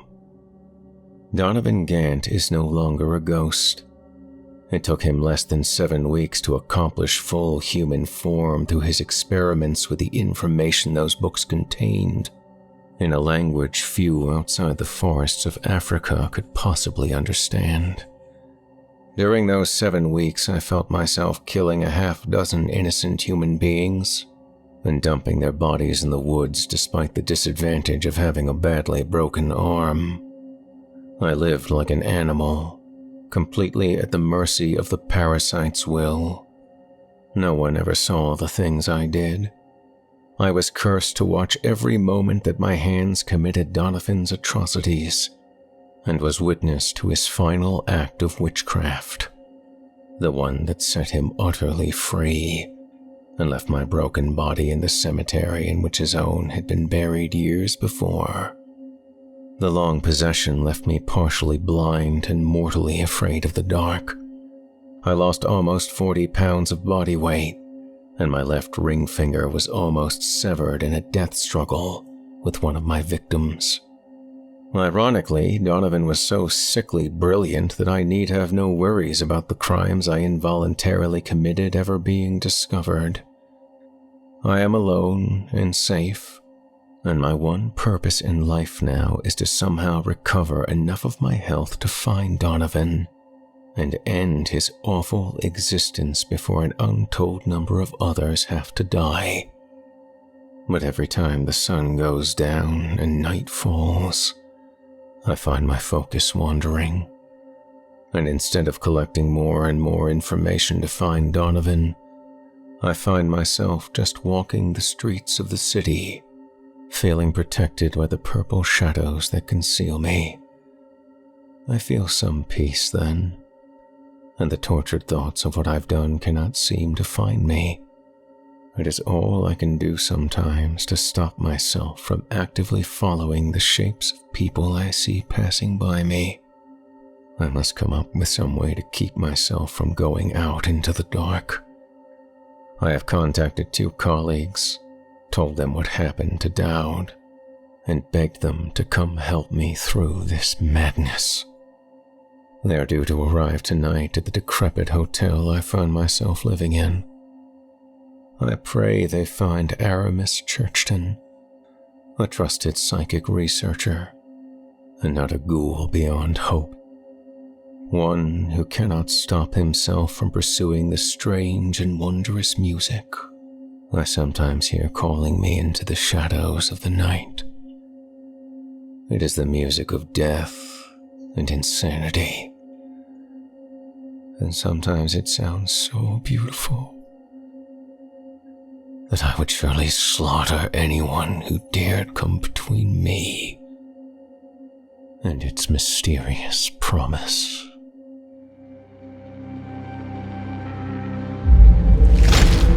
Chilling tales for dark nights.